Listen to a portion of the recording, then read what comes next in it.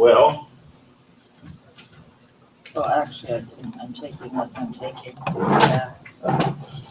Charging. Oops. just so that you know what you have in front of you, I've got the presentation that we have in front of you, and I also have a administrative assistant job description, which we'll talk about in a little bit. And I also included the notes from the last session we did on how to hire administrative assistant, because there's some interesting things in there that if you weren't at that session, take some stuff from that as well. It's really all about what to look for and how to hire an administrative assistant. So let's get started with the beginning of building a successful business. Unfortunately, you're going to be a little, because the mic is on the computer, you're just going to be close You're to. close to it? Okay. Yeah. I hope everyone can hear you. Okay. Well, you'll notice that I didn't call it how to build a successful real estate team. I called it how to build a successful real estate business with people and systems. And there's a reason I did that, is that not everybody was cut out to be a team leader. You know, not everybody is going to want to build a team of 6 or 12 or whatever. But what I'm going to show you are the principles that you need in order to set your business up so that when you come to a certain point, you have the ability to bring people on board to help you. So really the whole beginning is how to create those systems and tools so that it makes it easier to get help. We all have ceilings of achievement that we're going to reach naturally. Real estate agents, by their natural abilities, all have this entrepreneurial drive, but it'll take them so far. Then you hit this ceiling of achievement. In order to break through to the next level, you need to have things in place, and that would be systems and tools and obviously people. So you need to learn how to leverage those things. So let me, well, let's see if we can get to the next slide here. Give me 1 second. Let's try this.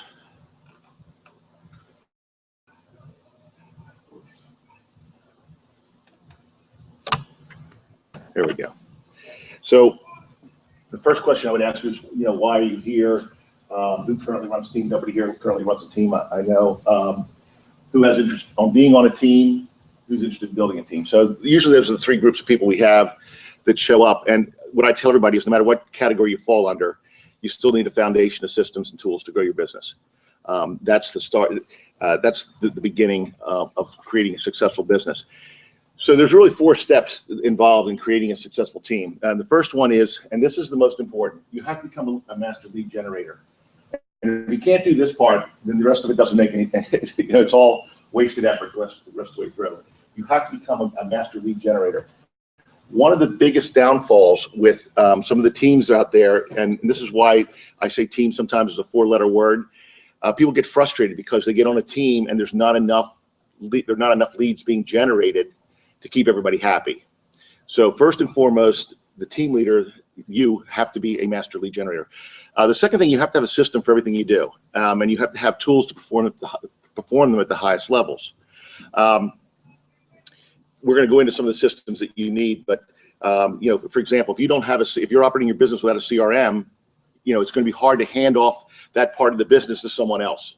You can't just give somebody a notebook and go, "Here's my business. Help me run it." The third thing is you have to hire an administrative assistant to perfect and update and record your systems and tools. So one of the reasons you might want to bring somebody on board is to help you put all this together. Many real estate agents just sort of wing it. They know what they have to do and they do it, but they really don't have any specific system, and they certainly don't have it written down. So one of the things that you may want to consider is you say, well, I know what I have to do. I really need someone to help me organize my business. And that may be one of the reasons you want to bring somebody on board. The fourth one is build out the rest of your team as needed, but only when absolutely necessary. Again, it goes back to the master lead generator thing. If you're not generating enough business, then don't bring somebody on board. I think what tends to happen is we tend to jump a little bit too soon and say, hey, it's like build it and they will come. Let me build my team out and then hope for the business to get there. You really should only consider bringing people on board when you have so much business you can't handle it anymore. And we'll give you the warning signs in a minute, okay? So 8 signs that you need a team. The first one is your client service is suffering. You're just not, you're not doing, you know, you get the listing, but you just aren't servicing it very well. You know, you have buyers, but you're not following up with them very well. And so business starts to slip through the cracks. So client service is the first thing to suffer. You see that if that's causing, you know, that's a problem happening, you probably need some help. 2 is your income is plateaued. And I can tell you right now that I've been talking to agents for the last 15 years, and their production is the same level every single year. It never goes up, it never goes down, it just stays the same. And that's sort of a sign that they've reached a point and they really can't go any further. Some of them are quite content with that. Others just go, well, that's my natural level of achievement, so I guess that's where I was supposed to go. So I'm supposed to do $3 million, I guess I'm a $3 million agent. And that's the way they go through life. And again, I'm not saying it's right or it's wrong, but if somebody were to come to me and say, you know, I've done $3 million for the last 5 years, what's wrong? And I would probably say, well, maybe you need some help. Maybe you need some, you know, organization. Maybe you need to bring somebody on board. Maybe you need to look at your systems and your tools. The third one is you're turning away business. And a lot of people go, there's no way. People don't do that. But absolutely. I know agents that have been giving away business, you know, referring the business out because they just don't have time to handle it. So that may be a sign that you need some help as well. You're just so overwhelmed that you say, well, rather than, you know, take on the headache, I'm just going to give this business to somebody else. The fourth, you're spending half your day on, and I'm sorry I use that word secretarial. It's probably not politically correct. So we'll just pretend it's okay. Sorry, that was an old school error there, but you're spending half your day on administrative work, and you know what I'm talking about. You know, you're doing all the things that aren't lead generated business. You're losing business due to lack of time for follow-up. So you've got leads, but you're not following up. So you find yourself, you know, scrambling all the time trying to create new business because you can't follow up with the business you have. Number 6, your family doesn't recognize you. You come home at night and they don't know who you are. You walk through the door. That could be a sign that you need a team. Okay. 7, vacation sounds like a fantasy. Okay. Or even if you go on vacation, it's not really a vacation, it's a workcation. Okay. So you're still doing all the work that you have to do. You really don't take time off. And that's a sign that you probably need help with your business. And then the last one is your health, physical and or mental well-being is in decline. I'm the poster child for that one. So you can get to a point where it's just so stressful that you're starting to have physical issues, or you're starting to have some mental issues where you're just taxed to the point that stress has just become so overwhelming you can't function. So these are all definite signs that you probably need some help with your business. Okay. So why shouldn't you consider a team? Well, if you like to do administrative work and you're happy doing that, then don't bring anybody on board. Okay. This is one here that you only want to do what you can personally handle yourself. You don't want to let go. You just want to control everything. I'm just going to do it myself. Everything. That's a big problem. We're going to talk about that in a little bit, about letting go and delegating. You don't like taking a break or vacation. You're happy to just work the ground. And you don't want to earn more than one person can handle. Not really compelling reasons why not help. So here's what people, when we sit down and talk about, hey, do you think you need to bring somebody on board to help you with the business? This is what people say. Well, I'm doing fine on my own. I'm doing it on me. Again, we'll go back to that. Yeah, but you keep telling me that you want to do more production, but your production has pretty much been the same for the last 10 years, or the last 5 years. It's not moving anywhere. I can't afford one, which is probably the #1 reason people say, look, I barely make it now. If I bring somebody on board, I can't afford it. It just would be too expensive. And we're going to talk about what the percentage is and what you should keep in mind when hiring someone. It'll take too much time, and I don't have time to train one. And those are legitimate reasons. You say, well, I have a hard time just maintaining myself. Now you're asking me to bring somebody else on board as well. I just don't have the time to do that. Next one, it's too risky. You always say, well, I don't want to, if I bring somebody on into my business, and then what happens if they leave? I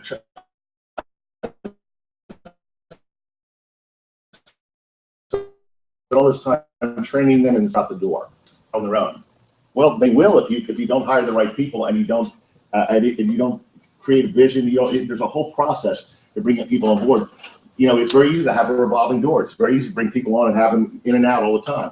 And this last one is my clients expect me. They expect me. They don't expect anybody else.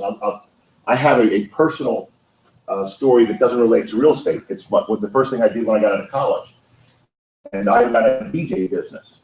And in my mind, when someone called about doing a wedding, I felt it had to be me. They wanted me. They were hiring me. Okay.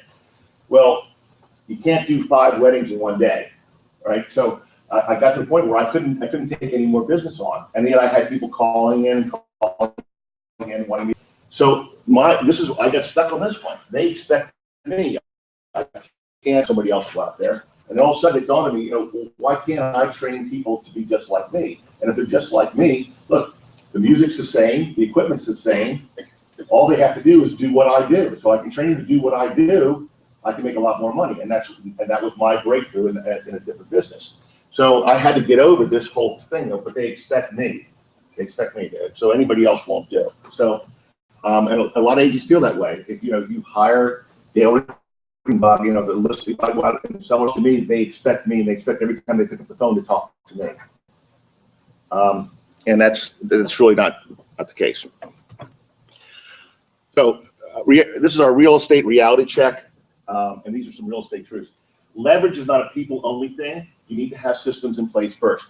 This is the biggest problem most people have when they bring anybody on, whether it's part-time, full-time. They don't have the right systems in place, so it doesn't work well.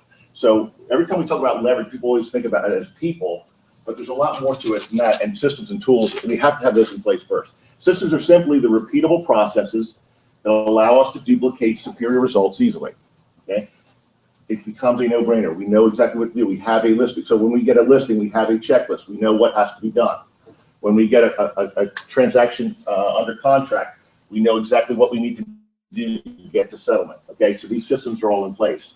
We have systems for prospecting. We have systems for from sold to settled. So you have to have the systems in place. And again, they're just repeatable processes that become natural. Tools are everything from computers, equipment, software, phones, marketing materials, signs, anything everything. It incorporates just about everything else in your business. Okay, and only after each piece of leverage is excellent, be it people, systems, tools, can you add the next. And we've done. Many of us have done this. It's the silver bullet approach, right? We got this thing going. We got this thing going. We got this thing going. All of a sudden, we have 3 or 4 different things we're trying to do, and we haven't perfected any of them. And you go, okay, it must be that I'm getting rid of that company because they're awful. Well, maybe they weren't awful. Maybe you just didn't implement the systems they put in place. Okay, we all do it. We all do it. We're always chasing that next best system, and before we perfect it, we're on to the next one. Okay, so it sounds really good when we start out, and then it's like, all right, I got BombBomb, we do video. Okay, great. Oh no, now I've got this email program. This is really great. I'm gonna do that. Oh, now I got this newsletter I'm gonna do over here. Now we're doing a direct mailing program here. And now we're doing all these little things, and we're not doing anything really well. Okay, so every piece of leverage, whether it's a system, whether it's a tool, or whether it's a person, everything it has to be mastered before you move on to the next. Okay. So building a team begins with you. Okay, I said this at the beginning. You have to be a master lead generator.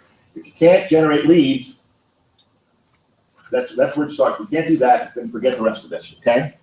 So in order to do that, you must use a CRM for your database. Okay, that's not a notebook, not an Excel spreadsheet. You have to have a CRM. You have to have something that you can set. If you bring somebody on board, you have to have something to say, okay, here's my business. Here's my business in a box. Okay, you must have a system for prospecting. If you don't have a system for prospecting, you're not going to be a very good lead generator. You must have systems for following up. Whether it's note cards, whether it's an email drip program, it doesn't matter. It's really whatever your preference is, but you have to have systems for following up. You must have marketing materials.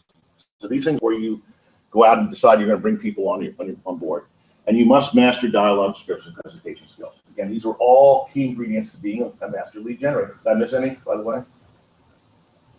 I know it's snowy out, and I know everybody's all right. Okay. We had a great discussion yesterday after the award ceremony. I was talking to Fox team. We were talking about operations manuals. Who has them? You must write everything down. Most of us know what we have to do, but we don't write it down. We don't have any, and we don't have an operations manual. So when I say, okay, show me your checklist for once you take a listing, most people go, well, I don't have a checklist. I just know what I have to do. I know I have to get a lockbox on. I know I have to get a sign ordered. I know I have to do this. Okay, that's great, but that doesn't translate very well if you bring someone on board and you want to delegate those things to someone else. If it's all in your head, it doesn't do you any good at all, because you have to spend hours and hours explaining to the next person. So the first thing you should probably do, if you're thinking about, just building your business to make it more efficient, is have a checklist, have an operations manual for everything you do. Give you an example. When I have a listing, when I have a lockbox, we should look focus on the lockbox. On my lockbox, I have somewhere in a system, I have it in Top Producer. I have all my lockboxes listed. I have all the serial numbers there. So when I put a lockbox on a property, I know exactly which lockbox it is. I know when the batteries have been changed, by the way, because I put that in there as well. So I know if the batteries are good or not. But I have it somewhere, and then so I'll call CSS, which is another system. Okay, I'll call CSS, or I'll go online to CSS, and I will give them that serial number. Okay, so that took me 3 or 4 minutes. Where it pays off is that after we have a contract on the property, the plumber has to get into the property. Well, if I haven't done those things already, now I've got to drive over to the house, let the plumber in, so I've just now used an hour, 2 hours of my time, where with 3 minutes of having all that set up with CSS, I don't have to do that. I just give them a 1-day showing code, boom, okay. So that's the beauty of having these systems in place. If you do everything a certain way, then again, now that's my system, but it's written down so that I can say to my assistant, this is what we do. We get a listing, this is what we do. A, B, C, D, right down the list. Okay. All right, and you're going to hear me talk about mastery, and mastery is simply just perfecting the systems you have in place, perfecting the tools that you use. So, just out of curiosity, what systems, does anybody have an operations manual? I'm just curious. Does anybody have one? You got one? I saw your leisure world book. I know you must have an operations manual. So, anybody else? You have one? A little bit. A checklist. It's not actually. Mine is more like a manual with a bunch of checklists. Okay. It's not really, but it's. Well, you can hand it to somebody and say, Whenever this is you what I can do do. something, there's a procedure there and how to do it. And so you do the same thing, and you can, obviously, you have the list, but there's some things you have to do, maybe this property needs to be staged, that's one, optional thing you put on there, but it just makes life easier to have those systems in place. I mean, most of us don't. Most of us just operate on, well, I know what I have to do and I do it. But that's really hard to translate to someone when you bring them on board to work with you. Well, this is how I do it. What systems do you need to have in your business that are repeatable that would assist you in breaking through to better performance? What do you think are the key systems to have in place? Follow it, that's number one. Follow system, right? Database, complete database. A complete database. That's why I said you have to have a CRM. You have to have something that has all your information in there. When you talk to those people, referral sources, who sent you business, all that stuff has to be recorded somewhere. Okay, that's your book of business. We started the year talking about how important that was. If someday you want to take your business and sell it, or turn it over to someone else, and that's what we're going to sort of get into how we go about doing that, so you can actually stay in the business without staying in the business. In order to run a successful business, you have to have these things in place. These are called leadership responsibilities, and you have to have a mission, vision, values, beliefs, and expectations. And that's funny. I was talking to Maria Colas about this yesterday.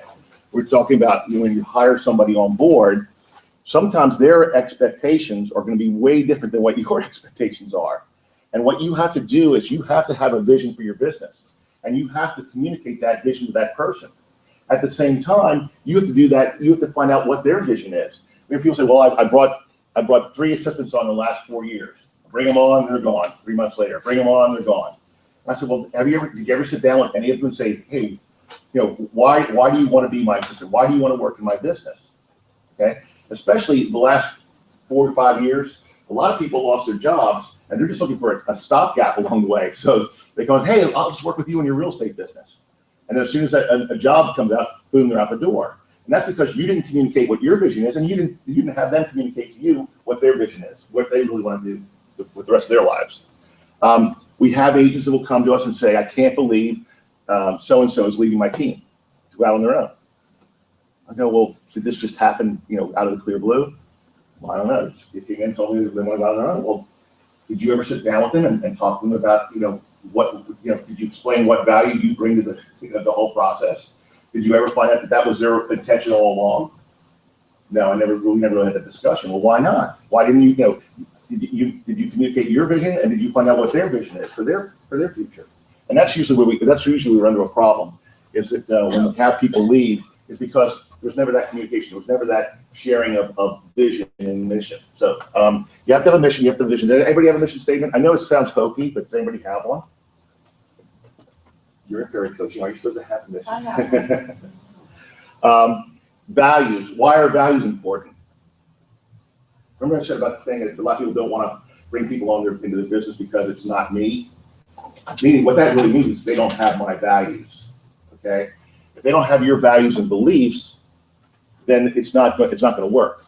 So when you bring on board, you have to communicate really clearly to them, here's my values, here's what we do. We don't cut corners, okay? We are ethically pure, okay? You have to tell them how you do your business, and you have to make sure that they believe that, okay? I mean, Joe and I, we go through this all the time as well. We bring people on board, you have to have that long discussion. So tell me about your business. How do you run your business? Tell me a little bit about it. And you can just tell by somebody, if somebody starts telling about how they hate buyers and this and buyers that, I'm like, ooh, that's not good. That's not good. That doesn't match with my values and my beliefs. Okay. They're an angry real estate agent. That's not good. Okay. Okay. So these are leadership responsibilities. So if you have a mission, a vision, values, and beliefs, the expectations are really easy because you can communicate these to the people you bring on board, and you can say, okay, these are the expectations I have. Okay.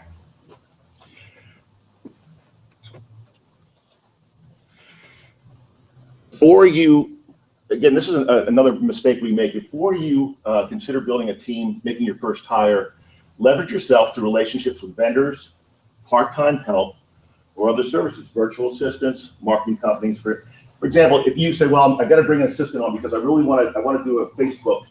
I really want to promote myself more on Facebook. I really think I'm missing the boat there. So you're going to bring somebody on and hire someone to do your Facebook advertising. Well, there's companies out there that do that, for $50 a month. Okay, so sit back for a minute and think, well, wait a minute. If I'm going to leverage myself, wouldn't it be better to maybe leverage it there for a while, maybe for 3 months, and see how it works with this company before I go out and hire someone in just to post things on Facebook for me? So anything that you can get done through part-time help, a relationship with a vendor, whether it's a home inspector, whether it's a lender, whether it's a title company, anything you can do there, do that first. Okay, go ahead. I was gonna mention that what I did was I hired 2 interns before I hired a real assistant. And it was really good training for me to become a leader, and tell people what to do and to let go of this, let go of that, versus just hiring someone and then being like, ugh. That's actually a great idea. It is a great idea. I mean? Yeah, because a lot of times we need to learn, we're taking on a whole different responsibility now, and so we have to learn how to do that as well. And I think an intern would be a great way to do it. And there are interns out there that really wanna, the girls, one was my neighbor who went to Good Counsel, the other was Sherwood. And I paid them $10 an hour, and they were happy, perfect with that, and now my one intern, she's off to college, she's already asked me for a job for the summer, so now I'm gonna take her on. I think that's a great idea. That's a great way to leverage first, see if it works. Make mistakes with them first before you go out and out. Look, bringing somebody on board, that's a lot of responsibility, right? You're responsible for their livelihood now, and that's a lot of pressure. So I want to make my mistakes right. Make my mistakes with the interns first, learn how to do what I do, because because a lot of us, it's not natural. We're used to just doing it ourselves. We're very entrepreneurial. We're used to just doing everything ourselves. So,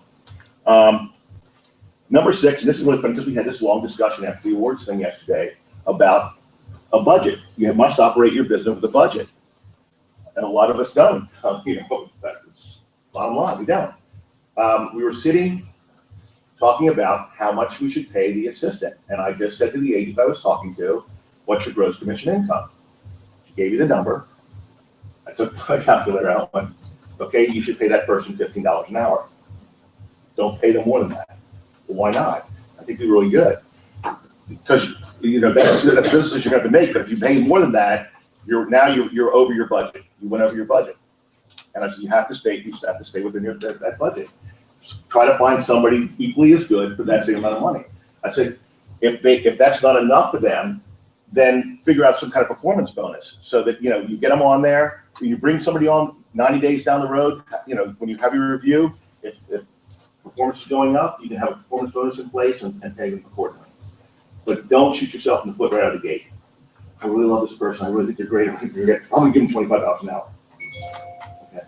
Yeah. To go back on what Jenny was saying, when I was hiring for a builder, I was in shock at the number of people that came in out of college that we were recruiting that never ever had a job. All they did was summer, soccer leagues and stuff like that. I bet you could probably find someone that just wants to have experience on their resume so they could get a job. So you may not even have to pay them at first because they just want to get in there and, work for a while. So I'm just saying if somebody was really tight that they felt like they wanted to build their business up, maybe they would be able to find somebody because it isn't always about money. We'd be scratching our heads like, this person's never worked. Mm-hmm. Yeah. So that might be. Well, I think it's funny too, again, most of us this is not what we're used to doing. And so there many times you want to hire somebody, they come in, they start telling you, well, I want this and I want that, I don't want this. You're going, okay. All right. If it doesn't make sense with your budget, it's not going to make sense. You're going to regret this very, very shortly down the road. Okay. So you have to operate your business with a budget. And then the last one is you have to develop leadership skills. Jen just pointed that out. Now all of a sudden I'm a leader. I'm not just a real estate agent. I'm leading other people. I would say one of my highest recommendations, if you don't think that you have the leadership abilities or think, questioning, I don't know if I'm really cut out to do this. John Maxwell is a great person. He's got some really great books. One is called Develop the Leader Within You. There's one on teamwork. I mean, he's got some really great books that, they're easy reads and they're really, you really start to understand how to lead people. And this is different than managing people. Leading people and managing, there's two different things. Okay. So I would highly recommend Maxwell. Anybody else have any suggestions? Anybody else? I would like to make another suggestion. Yeah. Because, I took that personality test, and I am not a leader by personality. I'm a salesperson. Mm-hmm. But, that's what I, was working towards. And I think that once something clicks, it makes it a lot easier once you get that click that, oh my gosh, I am leading people. Well, I'm responsible for them. Right. It's a realization of what are my strengths and what are my weaknesses too. And you have to be willing to admit that. What am I not good at? Because that's what you want to bring people on to do things. And when I say not good at, it don't necessarily mean you're not good at it, but you don't want to do that. I don't want to do that. I'm not naturally not your. Yeah, it's not my thing. So you need to bring people on to do those things. First of all, you enjoy your business a lot more. So if all you had to focus on, and we're going to, in the video, we're going to talk about this, but if all you had to focus on was going out on appointments, generating business, negotiating contracts, and taking transactions. That you didn't have to do all the paperwork and deal with the home inspectors and all this. Business becomes a lot more attractive, doesn't it? You get rid of some of that stuff. So I think that whole thing about the salary is what pushes people away from assistants or hourly. Mhm. Because, I had a great month, oh, we're like my assistant. Oh, I got a terrible month, I don't have money to pay my assistant. It's up and down all around. If they don't have that budget, mine with Gabe, I pay her a quarterly bonus based on, my success is tied to yours. So if you make me successful, then we're going to share in the profit. But then she gets an hourly rate, and I'm never going to raise that hourly rate. When I hired her, I told her that's it. You're here 50 years, it's going to be that. But then I put the the bonus in there so that I have this standard amount of money I know I'm gonna spend every month on her income unless things are great, and then there's an increase. It's fair and it's responsible. Right? She gets it. Right. And she watches it. And that's the idea. That's the idea. That's right. And if you run a business, she's stuck, you know, right? Yeah. They rely, you have to stay in business as well. And you'll find that too, if you decide to grow past the assistant and bring on, say, a buyer specialist, and you're gonna have a discussion with buyer specialists about what I pay you, what percentage I pay you, and they're gonna go, well, I think I should get more than that. Okay, well, if I pay you more than that, it's not in my budget, and I'll be out of business, and then it doesn't make any sense. Or I'm gonna have to let you go if this isn't making sense. So they have to, again, that goes back to the vision and understanding your business and how you operate your business. And transparency is key, okay? So there's two business models that you can form. The first one is a partnership, which is the worst model of all, okay? Why is it the worst model of all?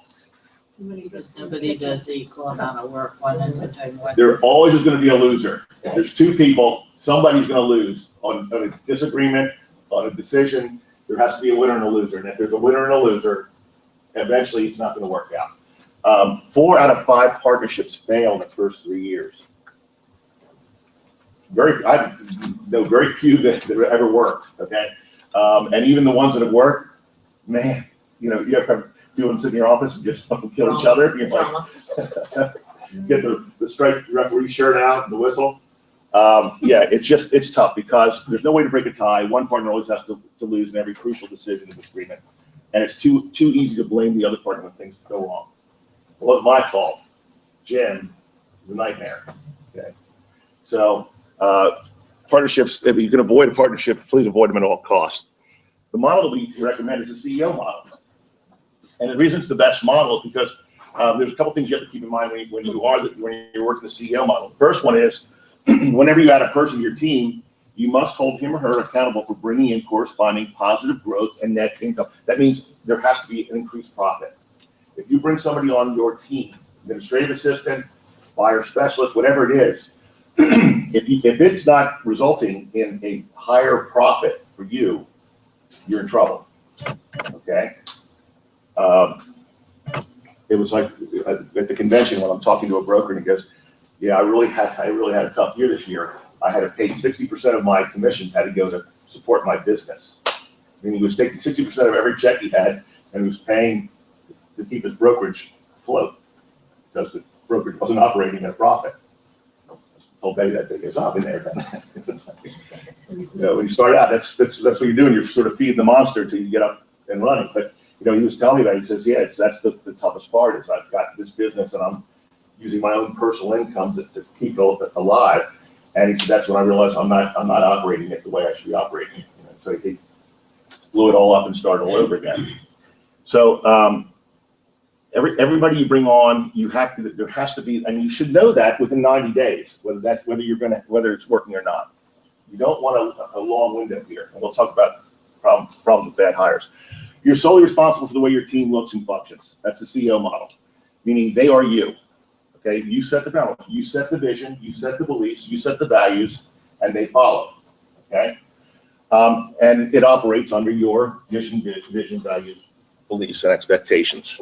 Okay, so if you were trying to put together a team, this would be a really great model for a team. You'd have the team leader, which is you're the CEO, and you're also the listing specialist. Why are you the listing specialist? This goes back to, if you're not a master lead, what's the greatest source for additional business? Listings. Okay, most powerful thing we have. Listings, you list last, right? You die. So that's your baby. You're the one that's going to be the listing specialist. You're responsible for bringing in business, okay? And the more listings you can bring in, the more additional business will be for the team, okay? So that's yours. You're not going to give that up, okay? Now, that's not to say down the road you couldn't hire another listing specialist. You could go out and hire and train another listing specialist. A guy that I know down in Florida hired a listing specialist. She actually had a better close rate than he did as far as getting listings. And so everybody said, the natural thing, well, why would she stay with you? If she's that good, why does she want to stay with you? He said, well, because A, she's not very good at running a business. She doesn't like the market. She doesn't like the prospect. She likes somebody to go, here's a listing opportunity over on Maple Avenue. Go get it. And she's off and running. And that's what she likes to do. And she likes to go out and get in front of people. She likes to consult with them and say, I think we should stage this. I think we should do this. And that's her thing. But as far as generating the business, doesn't want anything to do with that.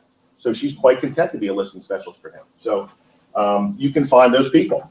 So you are the CEO, you're the listing specialist. You have 2 administrative team members. One works on systems, operations, and budget manager.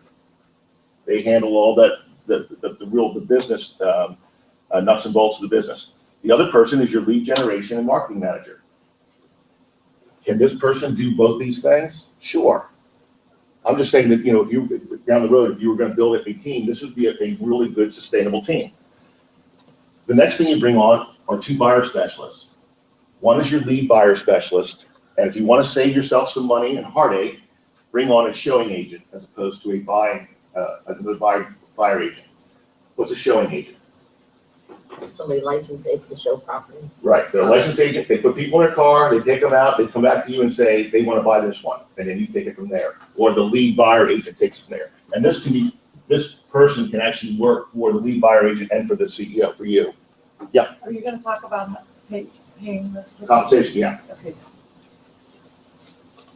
Okay, so I think, and where would you find a showing agent? How about a part-time person who just wants to get in the business? They just, I want to try it out, but I don't know how good I'm going to be, but they seem like they really have a lot of potential. That's a great showing agent, until they can get up to speed with paperwork and understanding everything. And they don't really have the time to dedicate to doing it much more than put people in the car in the evenings and weekends and get out there. So that would be a great person for a showing agent. And again, as opposed to having 2 buyer agents, this makes a little bit more sense financially. Okay, so if you look at that, that's it. Okay, does that look like a pretty good team? I think you can probably make pretty good money there. Okay, the key is you don't hire any of these people until you absolutely have to do it. Absolutely have to do it. Okay, so for example, how did I figure out that person should get $50 an hour, your administrative assistant? So you take gross commission income. So let's say your gross commission income is $250,000 a year, okay? Average sales price is $400,000. Commission probably about 2.75, so it's about $11,000 per transaction. So you take that 11,000, multiply by 24, and then take 12% of that, you're going to find it's almost exactly $15 an hour. So that's how you use your budget to figure out, I can afford to do this now. And that 12% is a pretty good number. If you use that as far as hiring an administrative person, so for every administrative person you bring on, figure out it's going to cost about 12% of my gross commission income. So that's when you know when it's time to grow. Can you do that calculation again? So what's it? Are you testing me to see my math skills? No, just so I understand, what was the? The gross commission income is about $250,000. Yeah. So if you could break that down, 25. $11,000, it's about 24 transactions a year. Okay, that's what the Yeah, 24 that's was. what, yeah, Okay. yeah. So you're doing about 20 to 24 transactions a year. Your gross commission is about $250,000. If you take a look at 12% of that, you're about, you figure that's probably about $15 an hour, which comes out. $2,500 a month and $625 per week. So that'd be about, $30,000 a year would be the. right, about $31,000 a year. Yep. Okay. So, Plus when you're bonus. doing your first hiring, then you would hire your admin person first. And then the second person that you would probably hire would be your showing agent. Yeah. Because you would be your listing Yeah, usually what agent for a happens is while. this person does all these things. They wear, and we're going to show you this video in a minute. They wear really 4 different hats. And then you bring the buyer specialist on. So Okay. if you wanted to kind of keep it small and tight, you could really work with 3 people. Yeah. An admin person, a showing agent, and then yourself. And then if you want to grow your business and you're seeing that happen, then you can add on the other. Right. I think sometimes team leaders tend to fool themselves. They before that business is really on the books, they're projecting out so that they will come. They're like, I know I'm going to do this, so I'm going to know how to get that. It's a risky proposition. I'd rather be absolutely frantic before I had to bring another person on board. Okay. Am I messing up there? Yep, let me just make sure you get audio. Okay. Did I kick that out? Nope. That was me. Oh, so I have another question. So is there ever a point where or we actually see this in the business where you actually delegate another CEO and you're just the name and they're really running the show and using. Eventually, there's some, you could if you were growing, so. Eventually, yeah. So Eventually, that you don't always have to be the CEO unless, if you've grown, you could you actually. can step do away that. from that. That team right there, you can step away from. If it got, that's the point. You had the right person to replace, right? You go out and hire your replacements, what you're doing. Well, the great thing about it is when we took that class on just selling your business and you're trying to retain, agents, that's a way to retain agents that may not want to sell their business, but they've made it so that it's running itself. And I've noticed like people like attorneys and people that have degrees that they're not really enjoying what they're doing. They're going and doing that. They're just finding all the people under them that are smarter. Well, and the beauty of that is, let's just take it to the point. Let's say that's your team right there. So you have 2 admin people, you have a lead buyer specialist and a showing agent. Okay, that's your team there. The beauty of that is that, right, if you can bring somebody on that you can replace you as the listing specialist, so you can step aside. Yeah, now you can actually use your real estate knowledge to do what? You can invest in real estate, maybe get some rental properties, branch out to something that maybe you're going to go out and do training and coaching. Maybe you're going to go, there's a lot of things you can do in real estate that allows you to step aside and do those other things. Well, the hilarious part of it is when people have done that, sometimes they don't even have the knowledge. They're just hiring people smarter than they are. Because I've sat in a class with a couple of them, and you could tell they don't really know what they sell 120 houses a year, and they don't know what you can tell by when they're teaching the class that they don't really have that total background. But they've been smart enough to hire people that are smart enough. Right, if you get a good admin, that admin's going to be up to speed on all the No, things. people, trust me. That It's happens in every everywhere. business, not Oh, just I real know. estate. Yeah. I mean, let's say you hire a really good admin, and the admin's running your CRM. There may be a point where that admin knows the CRM better than you do, because they're going out and getting upgrades and things, and they're sort of pulling you along because that's their thing. That's what they're, and that's good. That's what they're supposed to do. That's what they're supposed to do. Again, what are you supposed to be doing? You're supposed to be going out on appointments. You're supposed to be generating business, meaning making calls, sending out some note cards, meeting somebody for lunch or coffee, right? Or you're going to go out and negotiate contracts. That's what you should be doing. You shouldn't be doing all that other stuff. It makes life a lot more enjoyable. Yeah. Which video do you want first? Or are you still? Let's see. Okay. Yeah, give me 1 minute now. Yep, just let me know. So this is non-negotiable. This is your first time meeting, and I had an argument with one of our agents last month about this, and I will say this. He said, "No, I don't need an administrative assistant. I need a buyer agent." Blah blah blah blah. This is why I need one. Okay, and so we butted heads for a little bit. Okay, that's your preference. That's if you really feel that's what you need to do. But here's the problem. Now you brought on a buyer specialist, and guess what both of you don't like to do? Any of the paperwork. So now we have twice the business. Nobody wants to do all the other stuff, right? So, and what happens is that it gets contentious because, again, it's almost like the partnership. We've hired 2 people to do the same thing and hate the same thing, and so we're always fighting, okay?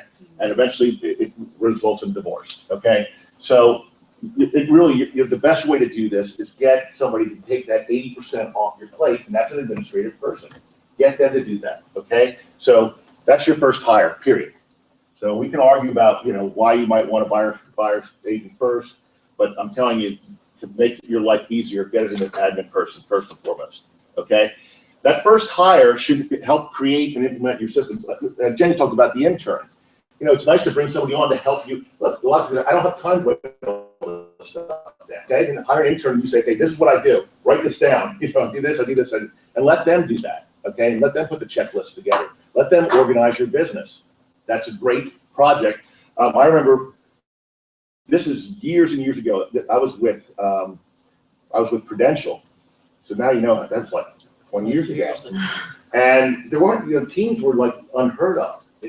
People just didn't do it.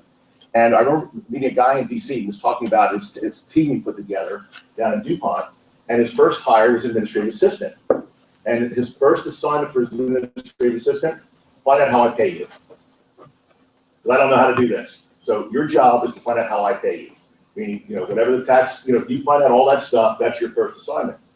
It's a great idea, because I don't know how to do it. So why was I going to spend all this time researching? That was the admin's first job. Find out how I pay you so I can pay you. Okay. So again, that person is really going to be instrumental in helping you get more organized and get your business in line. We talked about the 12% of GCI and salary. They should be taking about 80% of your stuff off your plate. And looking for detail work, and I'm going to get into the disc in a minute, but what you're looking for is an SC or a C. That's not right, CD. That should be CS. SC or CS, maybe with a little D in there, and it's always good to have somebody that's got a little bit of drive because they'll push you a little bit. What is that? I'm going to talk about that in a minute. That's the disc drive. So, is anybody familiar with the disc test? Anybody ever take one? Mm-hmm. Okay. DI, ID. Probably very high I. No? Me? Yeah. I'm the one that is 100% sale. I mean, I was the same. They're both. High I. I'm a very high I and a very high D. You'll find that most real estate agents are high I's and D's. They're either high DI or either DI or ID. D is driven. It's for somebody that's driven. I actually have one of this thing. I'll have to pull it up. Yeah. It's on here. Okay. It's called building a team.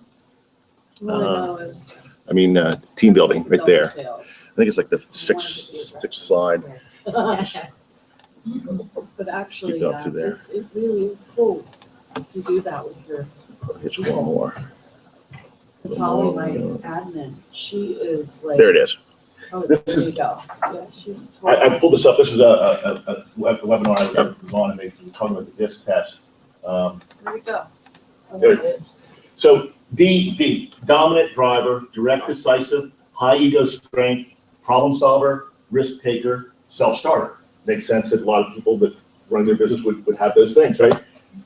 An I, influencing and inspiring, enthusiastic, trusting, optimistic, persuasive, talkative, impulsive, emotional. Is that the same one that you had in the class, the business buying Yeah. class? Yeah. Okay. So here's the problem. And you see the D and the I, right? Here's the I. I is very personable, wants to talk to people. So you go out and you hire somebody just like you. High I, right? So here's what you do on Monday. You come in at 9 o'clock and all of a sudden, what did you do this weekend? What did you do this weekend? Oh, yeah. The next thing you know, oh, it's time for lunch, right? Because the two of you just talk to each other to death for 3 hours because that's what you do. That's what you do. That's your high I. So it's really dangerous. We tend to want to hire people just like us, and we don't want to do that. What we're looking for, and that's, for example, stable, steady, a good listener, a team player, possessive, steady, predictable, understanding, friendly. By the way, these are all good qualities, and some of them are not here, but that's what you're looking for, this type of person or this. C, compliant, correct, accurate, analytical, conscientious. Anybody know an engineer, right? Most of them are high C's, okay? Fact finder, precise, high standard, systematic. Now, caution. These people could drive you crazy. Yeah. Okay? Because they're so analytical, that you may, but that's okay. That's their job. And so you want to make sure, that's why you'd like to make sure they might be very analytical, but you want to make sure they're also a team player. That's their job as an assistant, As an like assistant. admin. But if you hire a buyer agent. Buyer like agent? that, I'm going right It here. will drive you insane. I'm looking for a really high I. They don't have to have a lot. They could, have a semi-high D, but I'm looking for a real high I. I'm looking for somebody who's out really good with buyers, very personable, loves to talk and interact. And that's what I'm looking for in my buyer specialist. Absolutely. And for administrative, you look for C and C. S. High S and C. They're team players that are very analytical. They would be good with your database. They're not going to make a lot of mistakes. They're very good about, you give them a checklist, they're going to follow that checklist. They're going to call the seller if you tell them your job is to call a seller every week, they will call the seller every week, okay? Where you want to be careful in here, and I was listening, Travis Robertson was at the convention, he was talking about the one danger with an S is that a lot of times S's, they're team players, but they also tend to be a little bit, they tend to be a little bit too submissive, too much, okay, if that's what you want me to do, that's what I'll do. And he said it's always nice to have, if they have a high S and a high C, at least try to get a little B in there too. So they can sort of push back a little bit. Right. Right. To hire.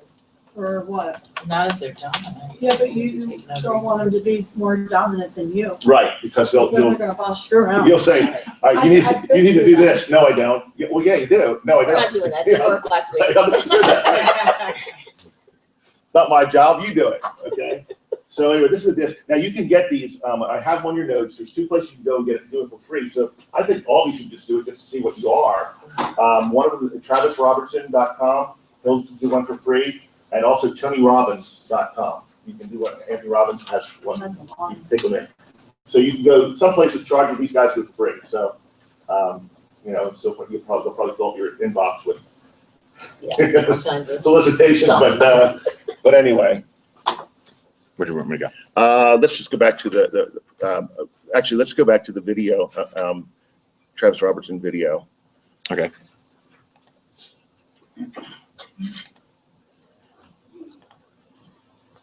Play that. This is Travis Robertson. Don't talk about onboarding, bringing an administrative assistant on, and what to be careful of. So let's watch this for a second. Smile, Joe. You're on candy camp. Like he's doing it on that. It's like,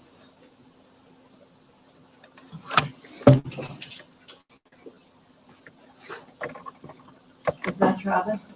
Yeah. He looks young. Yeah, he is young. It's kind of weird sitting there listening to him. I've actually seen him.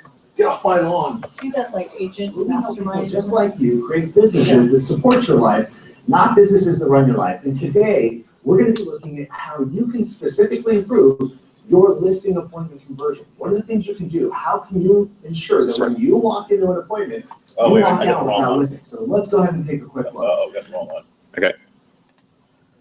I would have liked to see it. There it is. How to onboard. There it is. Sorry, guys.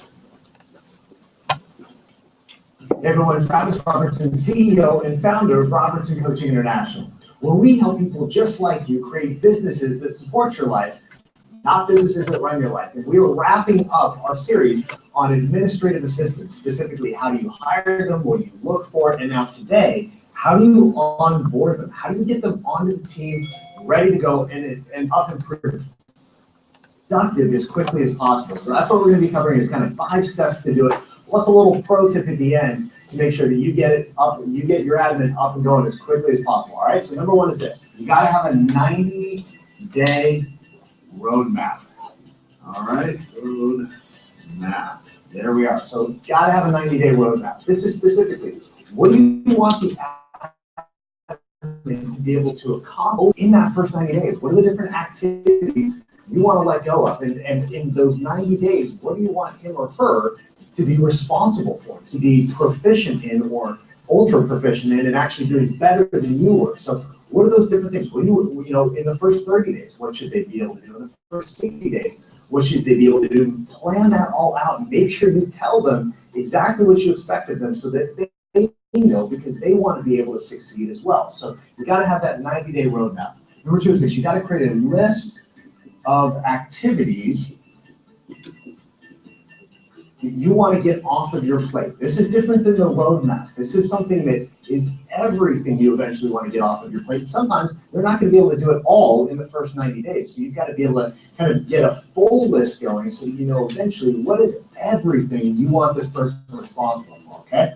Number 3 is this: then you need to start with your biggest time sunk. What is that one activity that is taking the most amount of your time? Usually speaking, it's the transaction coordination process, right? It's that contract to close period that is paperwork, it's details, it's chasing down contractors and scheduling inspections. It's all of that stuff that has to happen. That's your biggest time suck. So where do you want to start? Get that stuff off of your plate and get it over to the admin so that they can start giving you your time back, okay? Number 4 is this: you need to invest more time in their onboarding. Too many people do what I call the drop and run, right, or the dump and run. They just dump everything on their admin's plate, and they're out the door to the next meeting. And the admin's looking at everything, but what do I do with all this? Like, I don't know how he or she does this. I don't know what this process is that they normally use. So you need to know that in the beginning, yes, you're hiring an admin to get more of your time back, but in the beginning, you guys, you're actually going to spend more time at your work, more time at the office, more time getting this person up and running, and that's okay, because after you've invested this time, you're gonna have more of your time back that you can focus on more important activities, okay? And number 5 is this: you have to plan your replacement activities. Replacement activities. So once you have this activity, these list of activities off onto the admin, you're gonna have time back, but the question is, what are you going to do with that time? What are you going to replace that time with? What are you going to start focusing your time to be business generating activities? I want you to focus on your replacement activities. Here's why. Something called Parkinson's Law. Parkinson's Law, most of us are familiar with it. It says this: your work expands to fill the time you've allotted. So all of a sudden, what we oftentimes find happens here is your admin starts doing a bunch of things, and then rather than focus intentionally on those business generating activities, what do people do? Other busy work. They just kind of fill up their time with distractions rather than investing that time into those things that are going to generate more income and more revenue and more leads for your business, okay? Now here's the pro tip. This is critical, and this is the hardest part about bringing anybody onto the team, and it's this: you need to let go. Delegate, delegate, delegate. At some point, you have to trust the people you bring onto the team to do the work that you've hired them to do. And you've got to trust the process. You've got to trust that they know the details, and that's not your specialty. So I don't want you to manage the process, but I don't want you to micromanage the person. So you've got to let go, delegate more of those activities so that you can focus on the business generating activities, those things that are more important that really they can't do, but you can. So that's what I want you to do. So there you have it. You now know when to hire an assistant, you now know who to look for an assistant, and now you know exactly how to get them on board, up and running in 90 days or less. I will see you in the next video. If you enjoyed this, I want you to leave a comment below. Let me know what your challenges are with hiring, with bringing on an assistant. And if you enjoyed it, make sure you subscribe, click like, share with somebody you know who's maybe looking for an assistant so that you can help them in their business. Okay, we're lucky because you have an admin, right? And you have an admin. So what's the toughest part? And by the way, here's what I would say. If you're thinking about bringing somebody on board, take Ellen or Jenny to Grill Marks for lunch. Okay? You want to Grill Marks? Sure. Okay. Take them to bed again. Take them out to lunch and say, hey, I'm thinking about doing this. What would you do? What would you recommend? The thing is the whole, success leaves clues. So go to people who are successful doing this and ask them, how do you do this? But what was the biggest challenge bringing that admin on, you guys? Was it easy to let go of stuff, or? It was easy for me to let go of stuff because I had already done that. I did the backwards thing. I had Kristen was my first real assistant. Now she's a buyer's agent. But then I was like, the next person that I hire, I don't want them to have the aspiration to become a buyer's agent. I want someone to be just happy with doing the paperwork and that kind of stuff. So finding a person like that, I think is really, that disc text really was helpful to weed those people out. A couple of years ago, when I analyzed my business, what my sort of stumbling block was, I have an inordinate amount of responsibility for elderly parents. Okay, I constantly have to be available to take care of them. 3, they're all assisted living, whatever. And I thought, oh my God, I'm always doing this. So the first thing I thought of when I hired Gay was, I need somebody that will do anything I ask them any minute, including go down and take care of my parents. And she does anything, whatever I need. She is very willing to, you name it, go and pick up medication, bring it to them, and that freed me up. And then I brought her into the rest of the stuff, and the thing about, I think the most important thing about her was her willingness just to follow me around and do whatever needs to be done. And then she got her license because she thought, oh, I want to be a buyer's agent. And then she realized quickly that she didn't want to be a buyer's agent, but at least she's licensed. So that allows her to do more for me. So that was the thing, getting somebody that's willing to, I mean, I had the checklist, she had checklists, we kind of went through a couple different stages of checklists. Now we sort of got that down to where we kind of know what she does, what I do, and it's really been very So was she helpful. more a personal assistant as a Well, no, first hire? she does both now. No. But when you first hired her, she had to be able to, I mean, she was doing more than admin Oh, yeah. things. So she's somebody that was a jack of all trades. It comes down to being willing, not like, well, that's not my job. You know, I'm not No, gonna do there's a lot that, of people out there that That's are, really important. it's Yeah, not in my job. But I found that some of the guys that I've met around the country who have, like, they own a brokerage, they own their own real estate business as well. They also do coaching, and so you go, how do you do all that? And I always find that one common thing, they all have a gay. They have somebody that does all these things for them, that really keeps them on, like they always say, don't ask me, ask Jill. She'll tell you whether I'm free or not free, always. And they really rely on that person, and they wind up helping them in all their businesses, not only their businesses, but these guys also, they're involved in charity stuff, so they're helping them with that stuff, and so they She do does a that lot too. of things. Yeah, they do a lot of things, Yeah, so it's that's, really amazing if you get a good person, how much they can help, because I was struggling with my property management part of my business, because I just had folders. She got a program, she backloaded all the property management stuff for the year, and she's like, here, it matches the 1099. I'm like, oh my God. You know what I mean? Someone analytical is, I think, really important. mhm. I guess my question to the two of you guys would be, what was the toughest thing that you came up against in the beginning, and how did you overcome that? Well, for me, it's the frustration level of trying to, I'm not a natural teacher. So learning to be a teacher so I could be patient and not yell at the person to do, to teach them. But also getting a self-starter helps because they can teach themselves. So you're saying being patient and someone that's motivated? A self-starter, Okay. you say, can you do this? Like this morning, for instance, she says, I'm working on your database. What do you want me to do? I said, go through my database, and anyone that doesn't have an email, go through my computer and see if you can find the email. She does tedious stuff like that and takes like a lot of time. I think trust is a problem. I have a part-time person that's working with me right now, and the hardest part I have is turning a project over to her, because I go, well, she doesn't know it as well as I know it, and I know she's gonna make a mistake, or she's gonna do something her way, and it's not gonna be my way.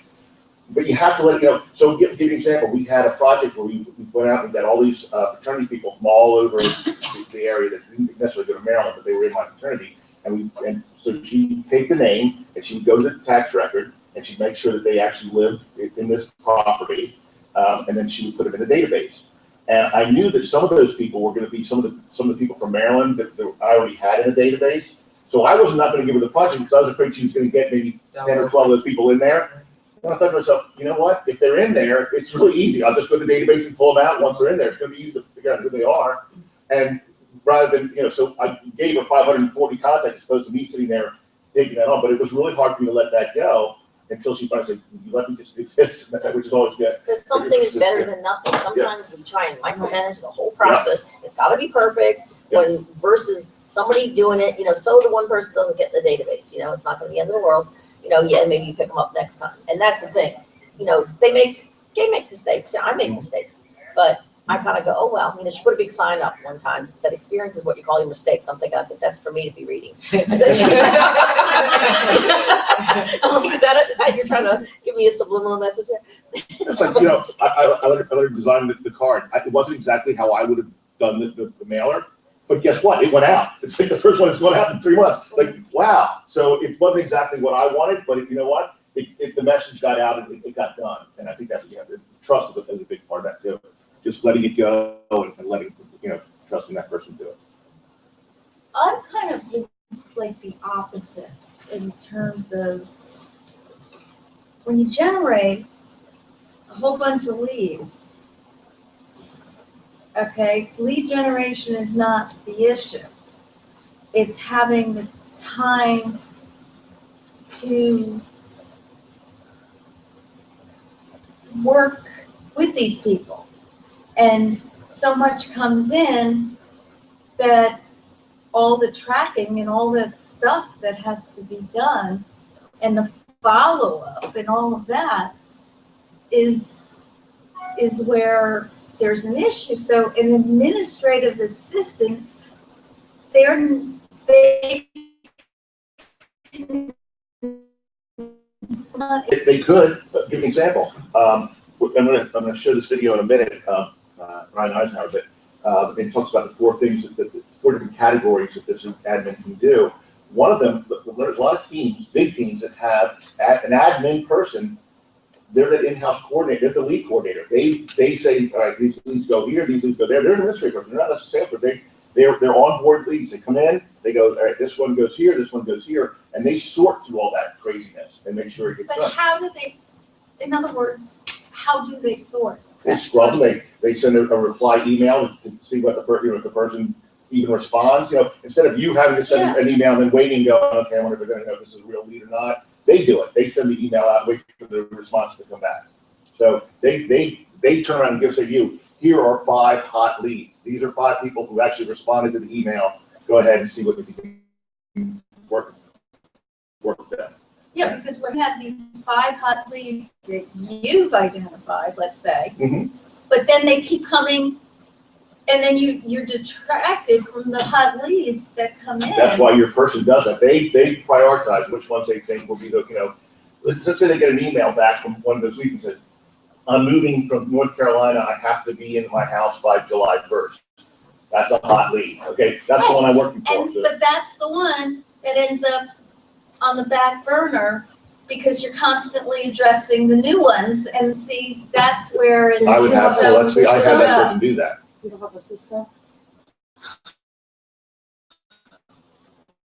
So they can scrub them for you and say, okay, you're the ones you have to pay attention to. But I'm not You're the ones you don't. making enough.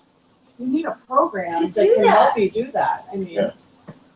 there's programs out there that do that for you, that prioritize the business. How many leads do you get in a day? A lot. Oh my What's a lot? God. I get like 10, 20, 15. To me, that's a lot. I don't Sure. know. Shoot, we killed that for a month. It's too much. And so I have to cut Okay. down. That's what it is. Give them my number, There you go. I will call back. Which, by the way, and this is a good segue into what I wanted to talk about too. Remember I said, don't bring somebody on unless you absolutely necessarily have to hire them. And I had, again, this discussion with this other agent, and I said, instead of going out and hiring a buyer agent because you're telling me that because of your personal issues, personal life, not issues, but personal life, you want to have a buyer agent that works with all your buyers. I said, why not refer it out? Take some of that business and just refer it out and get 25% referral fee. You don't have the pressure of having to keep giving them a lot of business. Here's a transaction. Here's a buyer. Here's a buyer. Here's a buyer, and you didn't lose them. But at the same time, you still made money on it. But you were able to maintain your sanity. You didn't have to go out and hire a buyer agent that you may not have been able to. And that's where we're running into problems. You go out and get somebody, and then you can't. That's a lot of pressure if you don't have that business. But I said, when I hired my buyer agent, my team members, I don't call them buyer agents, I set the standard that I'm gonna give them leads, but they're also responsible for generating leads for our team. If they're slow, then they need to get on the phone and start calling, just like I do, to my database, Okay, and I guess that goes with the definition. A lead is not just someone who is looking. So you have to scrub or screen those leads. Yeah, but if you have a system like Follow Up Boss is what I use, I mean, it gives them a rating, it sends them an email, then it round robins to your buyer agents, then they write the notes, you can see what's going on. It's a system that runs itself. Mhm. You know what I mean? And all the leads from everywhere funnel in. Zillow, Trulia. Well, I Every have single 5 lead. Street. Has anybody heard Yeah. of 5 Street? But it's giving you everybody. And it is sending out emails, and then the people that respond back. That's why you need a buyer agent. You're right. I mean, You sort of that's their job. They just scrub your lead I for mean, you. I don't even, the way that my thing is set up, I don't even deal with any of the buyer leads anymore. They go straight to my agents, and they deal with them. I just look at the feedback, and if they're communicating with someone, they have to CC me so I can see what's going on. And I'm not talking to them. And that's what you need. Let me jump into the, So you're not. Brian but then Eisenhower, you're not- that means net real you're estate not trainer. responsible. I mean, any of the programs. So when you're handing someone, I it's don't not, screen them, no. Yeah, let me jump in here. I just want to, we talked about admin. I want to show you the 4 different things, because these actually, if you got busy enough, this job could be divided into 4 different things. But in the beginning, this is what the admin really should be doing for you. So, Hi, I'm Brian Eisenhower, and I'm here to talk to you a little bit about the role, the job description of a real estate administrative assistant. Now, initially, when an agent actually hires their first administrative assistant, that person is going to be actually performing the roles of what can be as many as 2 to 3 to 4 administrative assistants on a much larger real estate team. But when you're first starting out, you make that first hire, that person is going to take on a very wide array of tasks and duties to make a very diverse job description. So up here, we've got a little list of the 4 major categories of an admin assistant and what they cover. And you can see that they take a lot off the plates of the real estate agent. See, in a perfect world, after you have a fully trained administrative assistant, the lead agent really only should be doing 4 things. They should be lead generating, doing something to proactively get business. They should be showing property, assuming they have not yet brought on a buyer's agent. They should be negotiating contracts, getting offers accepted, and submitting offers. And then also, they should be going on listing appointments. Everything else in the typical traditional solo agent's day should be to the administrative assistant. We break those down into 4 major categories. And those categories are very crystal clear. The first category is listing the contract. So from that point, when an agent takes a listing, that package is then handed off to the administrative assistant. And at that point, in a perfect world, with a fully trained, high qualified, talented assistant, that should be handled all the way until we start getting offers. Okay? So that assistant then takes the ball from there. She coordinates all the showings. She coordinates the staging. She and the sellers every single week proactively giving them feedback, information, setting up open houses. So they are the client care coordinator for the listings. Now, of course, they can always call the listing agent should they have a question, but a really high top talent administrative assistant will provide that care proactively so that the sellers never feel they need it. And once they get an offer accepted or an offer start coming in, we bring the listing agent back in, or the lead agent, excuse me, back in to negotiate that contract, as we said before, back and forth. So once we get that negotiated back and forth with the help of the assistant, then we have acceptance. And once we have acceptance, we scoot over to our second category. We go from contract to close. We hand the actual signed agreement back to the assistant. The assistant then coordinates everything to the closing. That can be everything from coordinating the loan, coordinating things with the title company, coordinating the inspections, possibly even at the point of negotiating the repairs for a really high quality, talented individual, and sitting at the closing table as well. A high talent hire will ultimately be able to take away some of those tough duties, like negotiating repairs and inspections and process themselves. Those are typically two of the job descriptions that are the hardest to get away with. They're handling all client communication, lender communication, title communication as well. And the lead agent only knows when it actually closes, possibly stops by and says a little thank you to the clients. But good hire will enable that. So that's your transaction coordinator side. So ultimately, when we do split this job in half, because you have so much business, because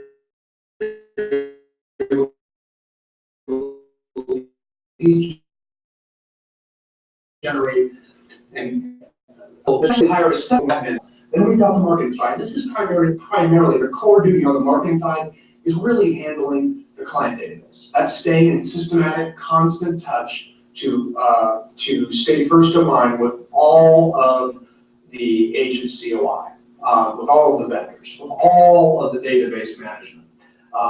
With the exception of some personalized phone calls from the lead agent, most of that can be handled, whether it's mailers, emails, drop-bys, thinking of you cards, Christmas cards, whatever it may be, sports schedules, magnets, whatever's happens to be a system, and they're handling that marketing arm. This can also include property flyers, it can also include website management, any other type of proactive lead generation activity as well too. They can do a lot of your client follow-up, calling your closings 30, 60, 90, 120 every year, just to ensure that everything is going well, to offer them professional vendors. Those are all different ways of asking for business by providing customer service from the administrative end as well too. That fall in your marketing category. Then you've got your general administrative. This is really a catch-all.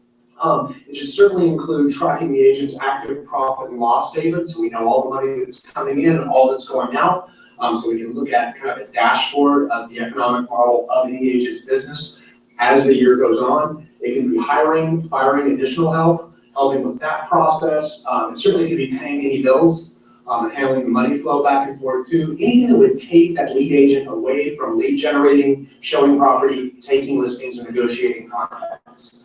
But in a nutshell, if your administrative assistant is not doing all four of these things, typically you are.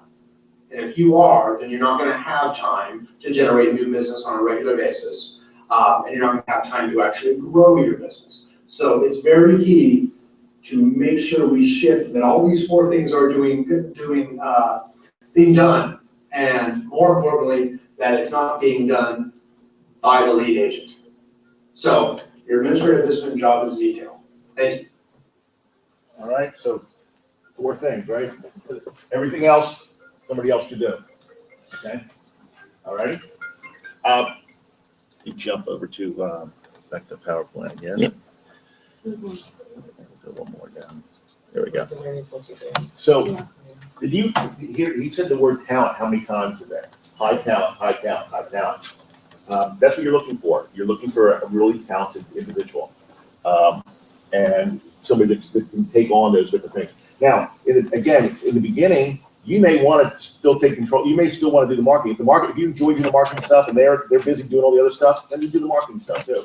So, the great thing is you can pick and choose what you want to do of all that 80% remainder. So, the cost of a good hire versus a bad hire. If you have a bad hire, it's going to probably cost you about 9 months because here's what happens. You do the first 90 days and you go, oh, well, maybe I just need to give them, 3 more months. And then 3 more months go by and you're still not sure.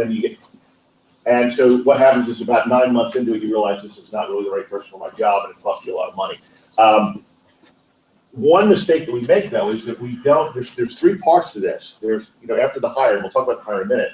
But once you hire, you have to train, you have to manage, and you have to consult.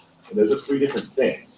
So in the beginning, you're going to have to dedicate at least an hour a week of just training that agent, training that admin on what they need to do, okay? And for every hour you spend training them, you're going to get 30 hours of reduction in return, okay?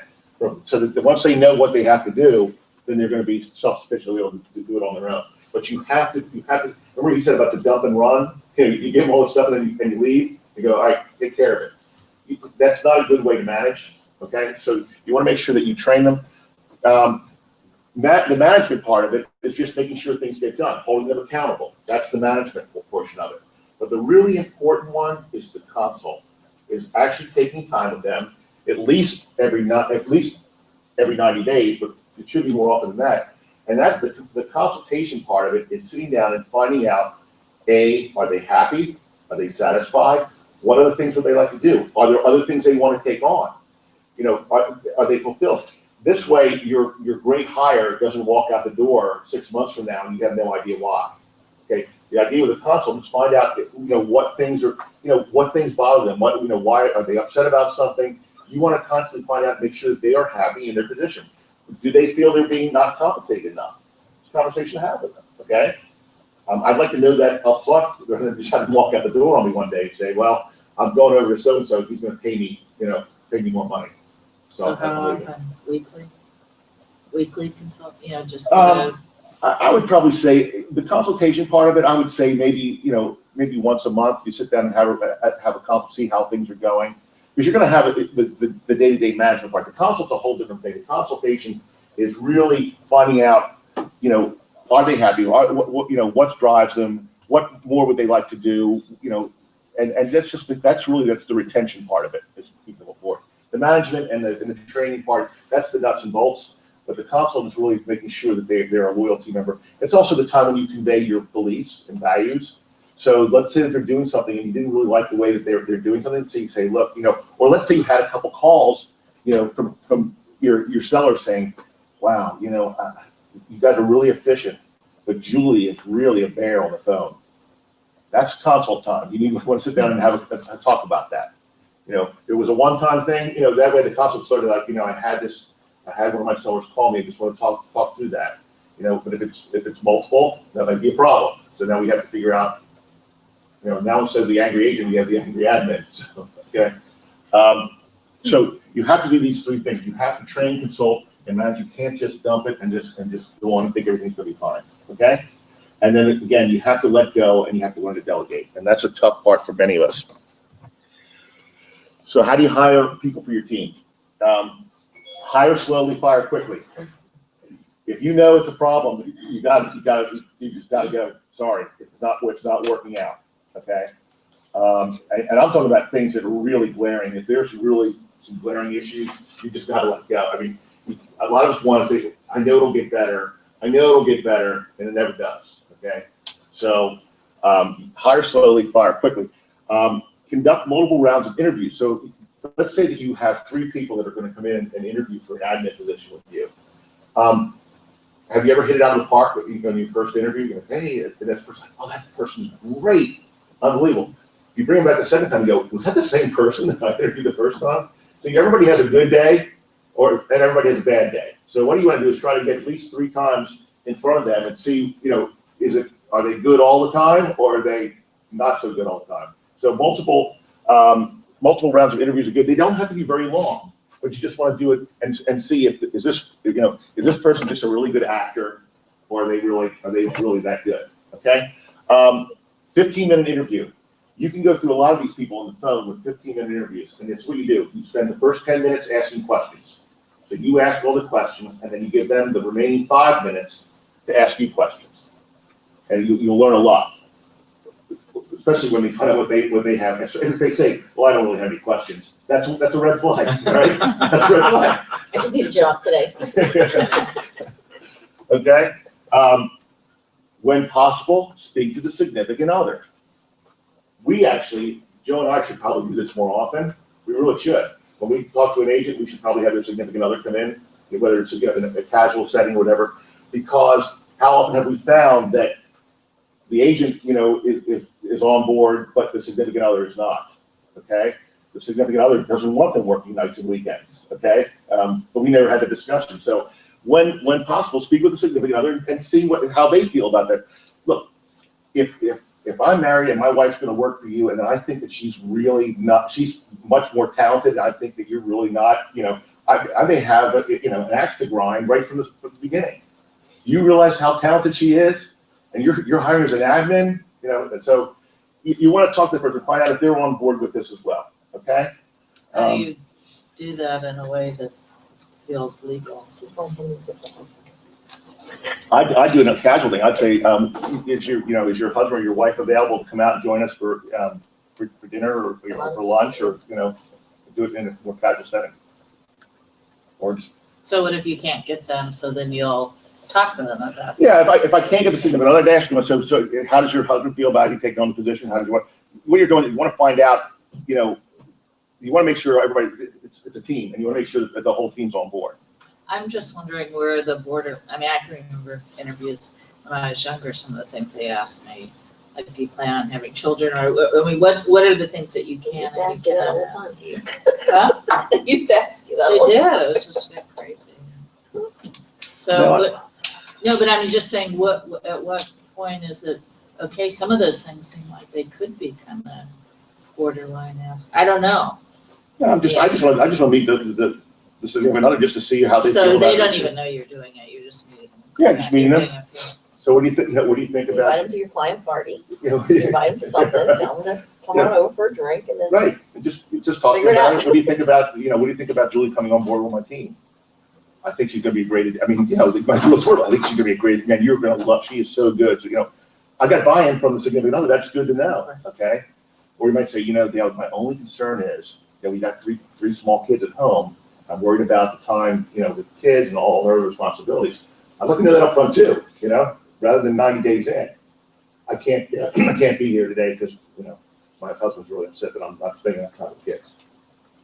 I'd like to know that up front, okay? All right? And nothing else, just get buy-in, just to get, like one to get to know. Use the DISC test whenever possible. We talked about how valuable that is, okay? Check references. I know they seem like they're unbelievable.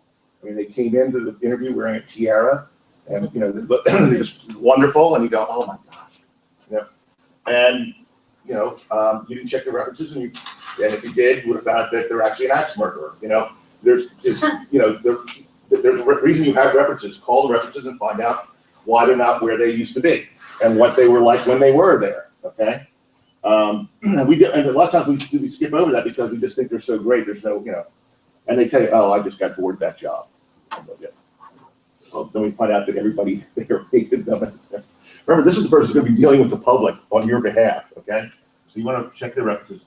Explore their past, present, and future. Remember I said about, letting them know what your vision is?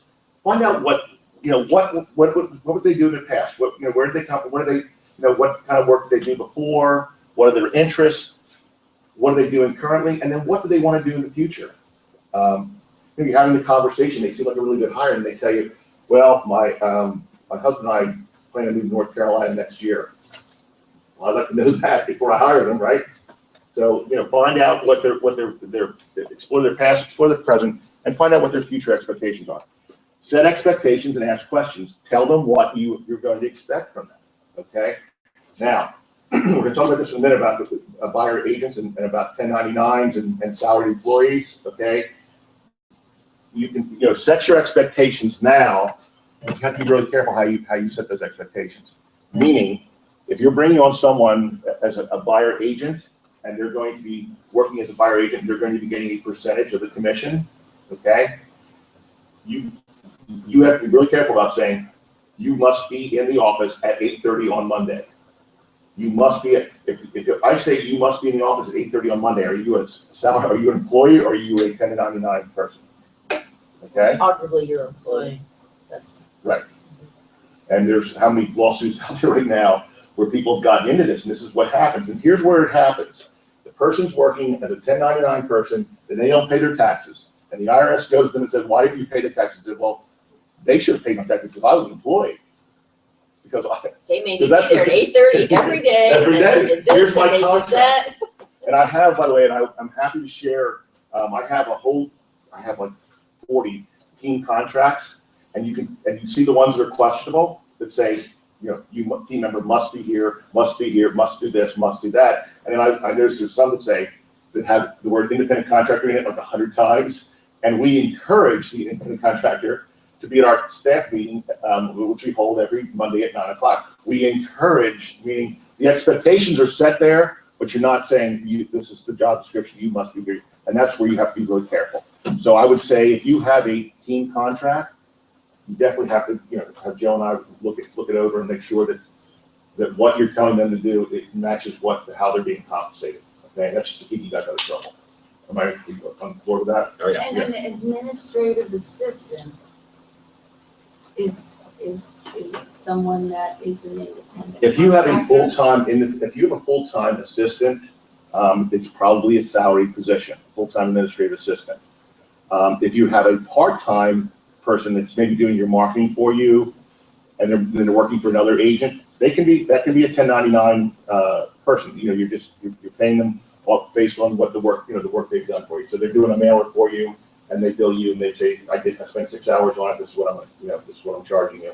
And that's, so if you're working with a part-time person who's just doing bits and pieces for you, but they're also working for other people and doing other things, that would fall under the 1099 versus a salaried employee. But as soon as you bring them on board full-time and they have to be in the office at 9 o'clock and they have to stay in the office till 5 o'clock and whatever, once you start putting those expectations out, then they're salaried employees. What if they just kind of, you tell them the hours you'd like them to work and they kind of just say, okay, I'll come in, this is what's good for me. If like for instance, my assistant is 1099, but As is mine. if it snows and she can't come, she just says like, I'm not coming today. Mhm. I'm like, okay. You know what I mean? So it's kind of said but unsaid that the best hour, she likes to work from 9 to 3. It's not my requirement. That's just when she chooses to work. But that's 1099. And mine submits a bill to me for her hours. Mhm. 1099. I mean, I would just say, just be careful, and I would, again, talking to Joe and I, just be careful. And the reason I say it, and this is why it's changing, this is why the landscape's changing, because it's called the Affordable Care Act. The Affordable Care Act has caused many people to go, you know what, you are now a Independent contractor. contractor, independent contractor. You're not really an employee anymore. And they're doing that so they don't have to do what? Pay health insurance. So now the IRS is really, really starting to focus on this now. Are they an employee or are they an independent contractor?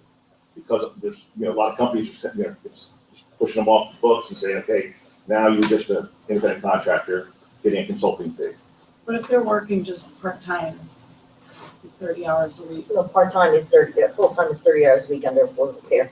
Okay, so, But So the how thing do you is, get also around that? small business, if you only have so many employees, then right now, Right now. I'm sure in the future. But that's the only, Right that's the only reason now, you don't they're have to provide really, that's why you're hearing more and more about it now. And again, the person who, it's never a problem until the IRS goes to the person who didn't file their taxes. That's usually when the problem occurs. If they're paying their taxes on their 1099, you're not gonna have an issue most of the time. It's when they don't pay it and they don't want to they're trying to get out of hot water with the IRS, so they go, no, it's his fault. I was employed. They should have done I that. just have that in my agreement that they're required to pay their own taxes. Will that cover me? We'll take a look at it. It's really, like I said, this has really become an issue right now out there. Because it's expensive to do payroll. Yeah, but if they're required, IRS is gonna supersede what your agreement says. Even if you say you are gonna be an independent contractor, if you treat them like an employee, IRS is gonna say they're an employee. I don't care what your agreement says or what they agreed to. It's not your choice whether you're an independent contractor or not. Plus, wouldn't you have to be careful if you fired them, you could be responsible for paying unemployment if you required them to act like an employee. Yep. I think there's a fine line. Yeah, we should. Yep. So you have to be really careful on how you draw up this, Just real quick, also on the interview, Dale and I do interviews also with a lot of teams. When they want to hire people on, they just want to get a third opinion on them.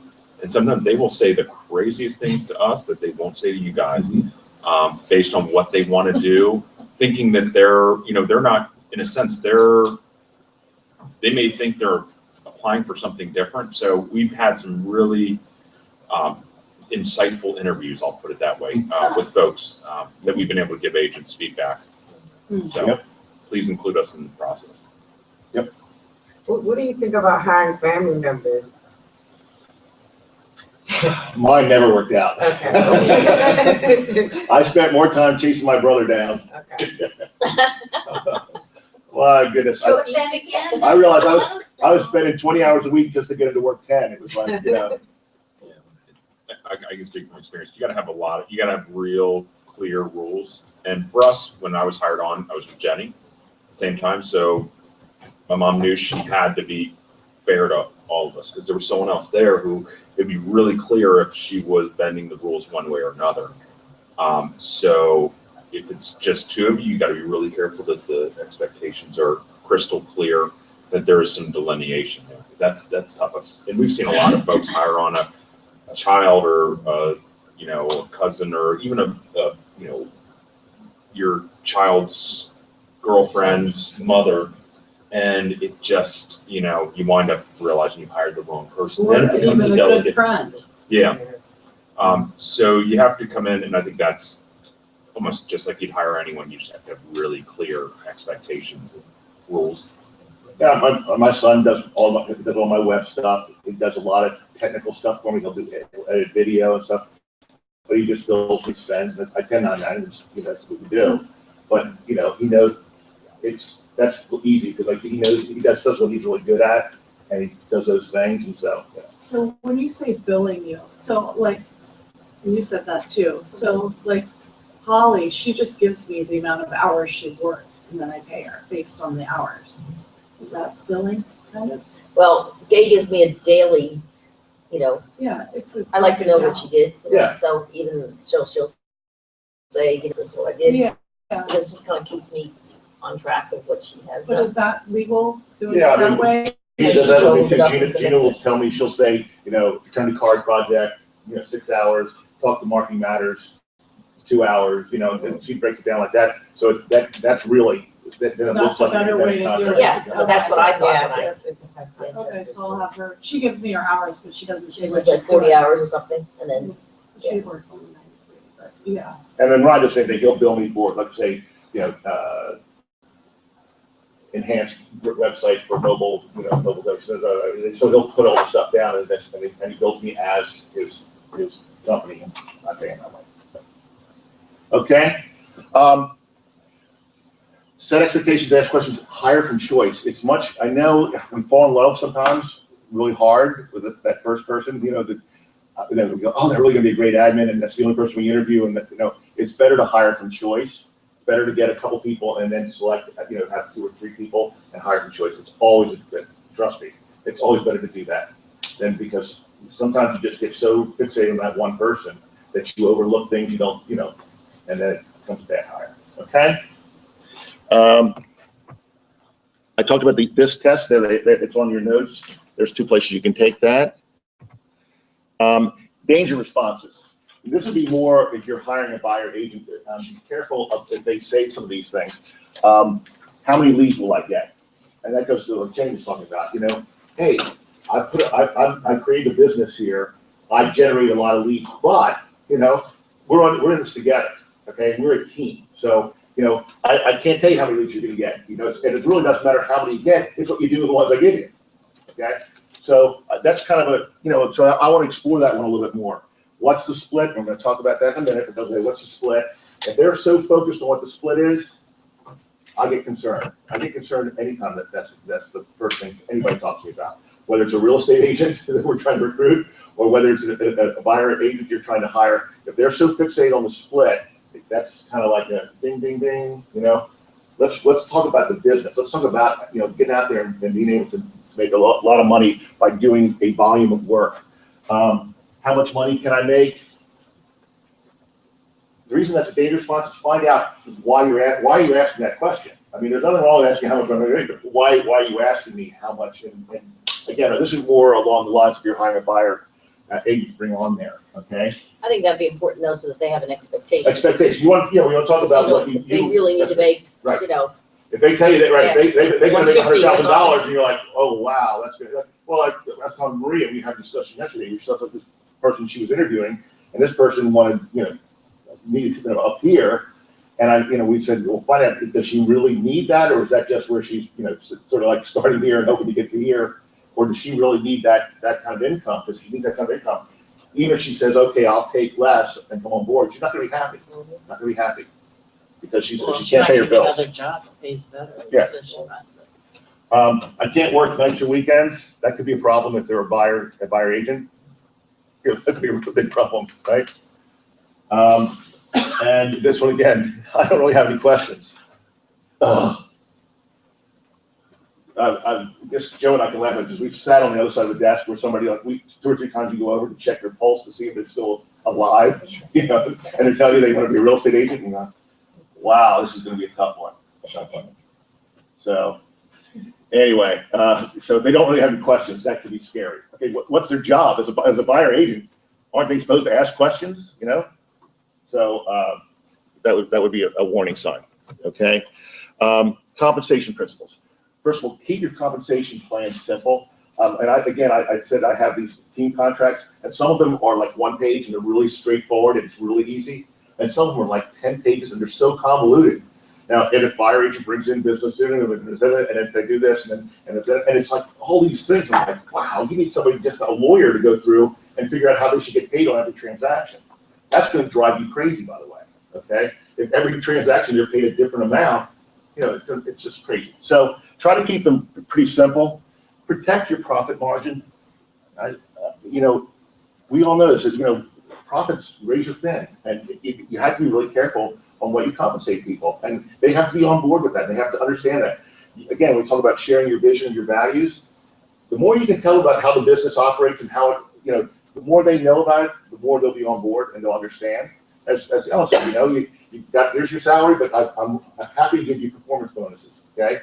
And because we're in it together, okay? I do well, you do well, okay? Compensate fairly on performance. If you don't, they're not going to be around very long, okay? You know, if your income doubles and there's this, and they don't see anything as a result, they're going to know that they were responsible for that, okay? They had a hand in that. So, you know, compensate fairly. Buyer specialists should never get more than 50%. So now we have a discussion. What do you think about that? Because again, on these team contracts, they're all over the place. Now, some of them are you know, it's 40% for the first 5, then it's 45, then it's 50, and then it goes up on a sliding scale. But how do you feel about that? I give, I won't go over my whole thing, but I do 25 to me, 75 to my agent for rentals, just because Good, yeah. nobody wants to do rentals. Right. And then if they do if it's their own, you know, like, transaction, like for themselves, then I do a different split.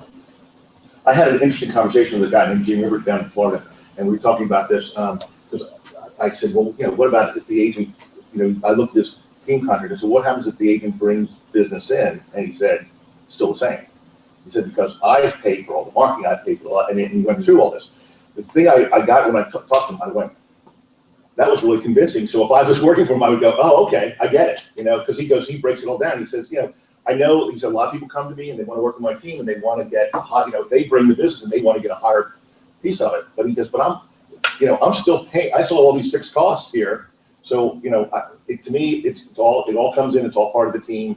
Whether I bring the business in or he said, look, I don't knock them down 25%. If I bring the business in, I don't say, oh, by the way, on this one, you're not going to get the whole thing because this is my lead I've generated. No, it's a team. It's a whole team. We generated as a team. And this is, and again, and the reason he said it is try to keep that plan simple. If it gets too convoluted, then it gets a little crazy. So, but it's funny because we had at the convention I was in there, and Travis Robertson was doing a presentation, and he was adamant about this. He said that because, again, he works with a lot of agents who got themselves in trouble because they were overly generous and just didn't work out for them. So you have to explain to them that, you know, this is the key here. Your value is not in the split, it's what they get for the split. If you're handing people business, there's value to that. Don't ever underestimate that. If you're the CEO, the lead specialist, and you're giving people business, there's a lot of value in that. Okay? So they need to understand that. It's not the split, it's the fact that I'm giving you this business. And in order to give you this business, I have all these costs that I incur in order to do that. Okay? So any questions on that?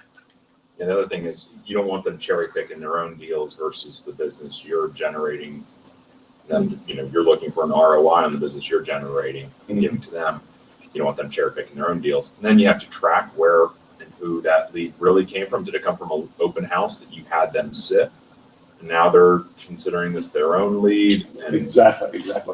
yeah. And the other thing is if you have rules in your business, and there's some teams, the buyer's agents do all the buyer business and the lead agent does all the listings. I don't care if your sister is listing her house and I'm the lead agent, I'm going to be doing it. However, if my sister needs to buy a house, you're going to be the buyer's agent for her. No, there's no bending of those rules. So it's fair to everyone and we can all agree. Yeah, the one constant you'll see in all these team contracts is that it talks about the team and everything is the team and everything is, and that's really important because that way they don't not cherry picking. They understand this is all generated by the team, and the more they buy into that whole team concept, the better it'll be. Yeah. One thing that I do for bonuses is I set, if they do 1 to blank transactions, you know, then I'll give them a bonus like towards the end of the year. Like I'll pay their G-card dues or the RE/MAX thing, you know, based on, so it's like an incentive for them to do as many as they can. And I tell you, and it can get, and again, this is the thing, it can get I mean, we say try to keep it simple, but it can be, you have the freedom to do whatever you want with it. And if you have really good talent, you want to do profit share on your team. You know, if we hit this number, everybody gets a percentage of the profit over this amount. What's wrong with that? You put that up on the wall, they know what they have to do to get there. So it just helps everybody out. Okay. So, as far as building out the team, I showed you the guideline there.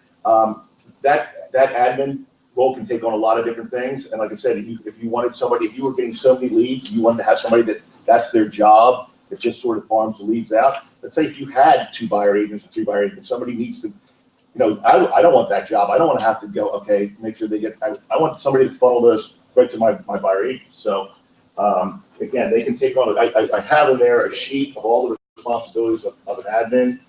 Feel free to pick and choose what you want them to do, but there's a myriad of things they can do for you. But usually building out the team starts with the admin first, always the admin.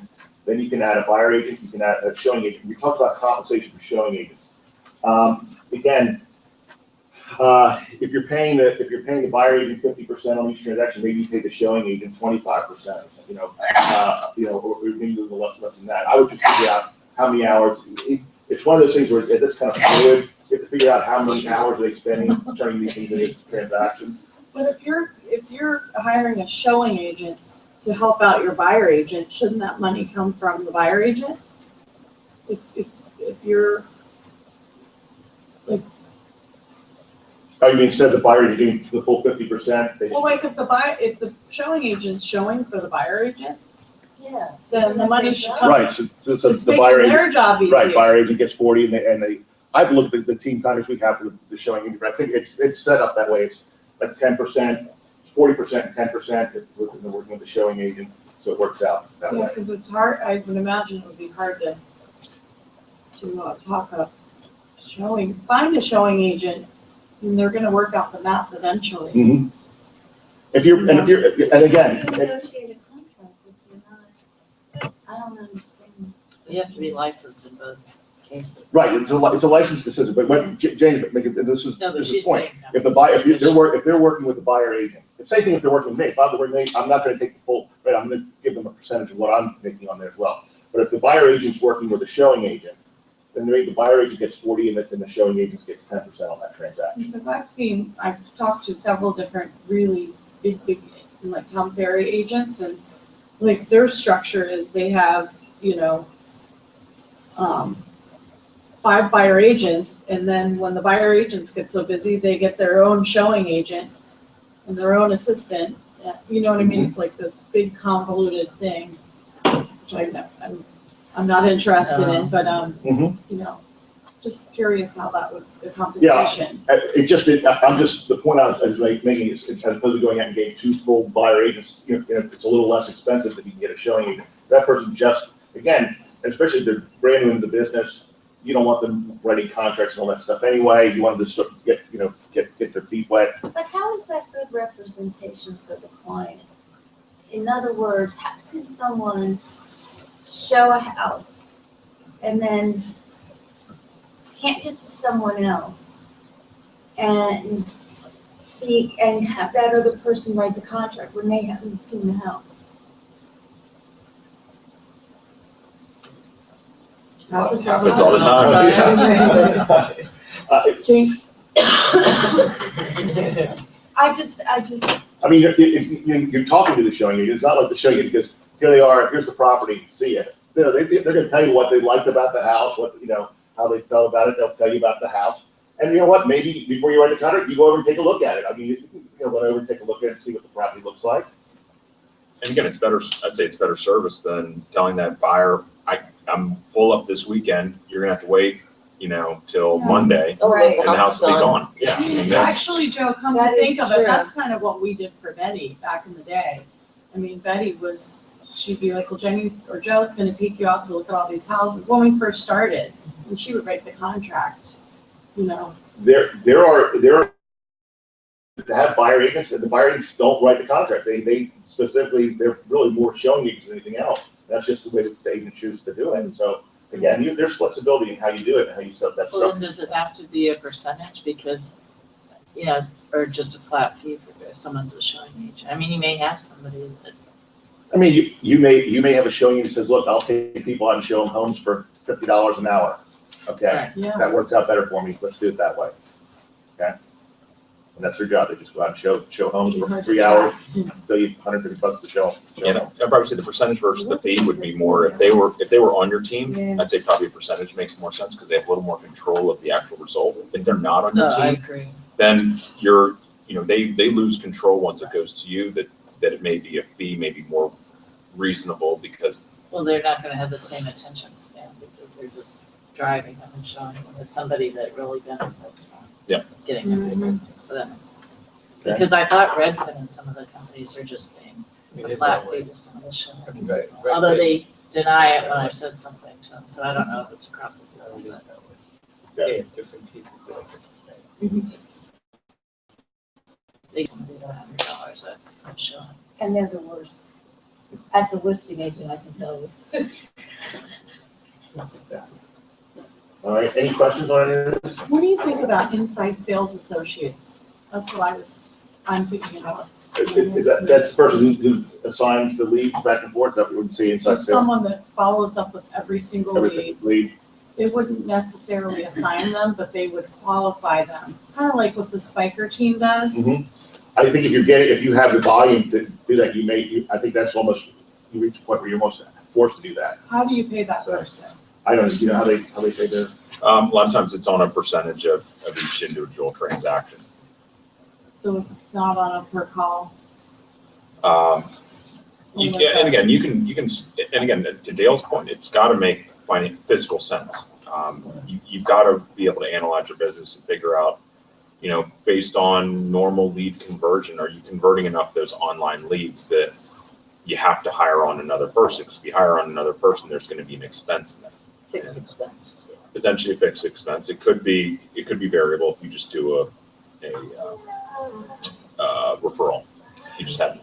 and I will tell you that a lot of this is, again, this is relatively a new thing, so a lot of these teams they're in uncharted territory. They're trying things out and experimenting to see what makes sense budget-wise, and how, Yeah, because an ISA, they may work technically 12 hours a day, but they're not working 12 hours a day. You want them on call to make sure that when that lead comes in at 9 o'clock, that they are responding to it.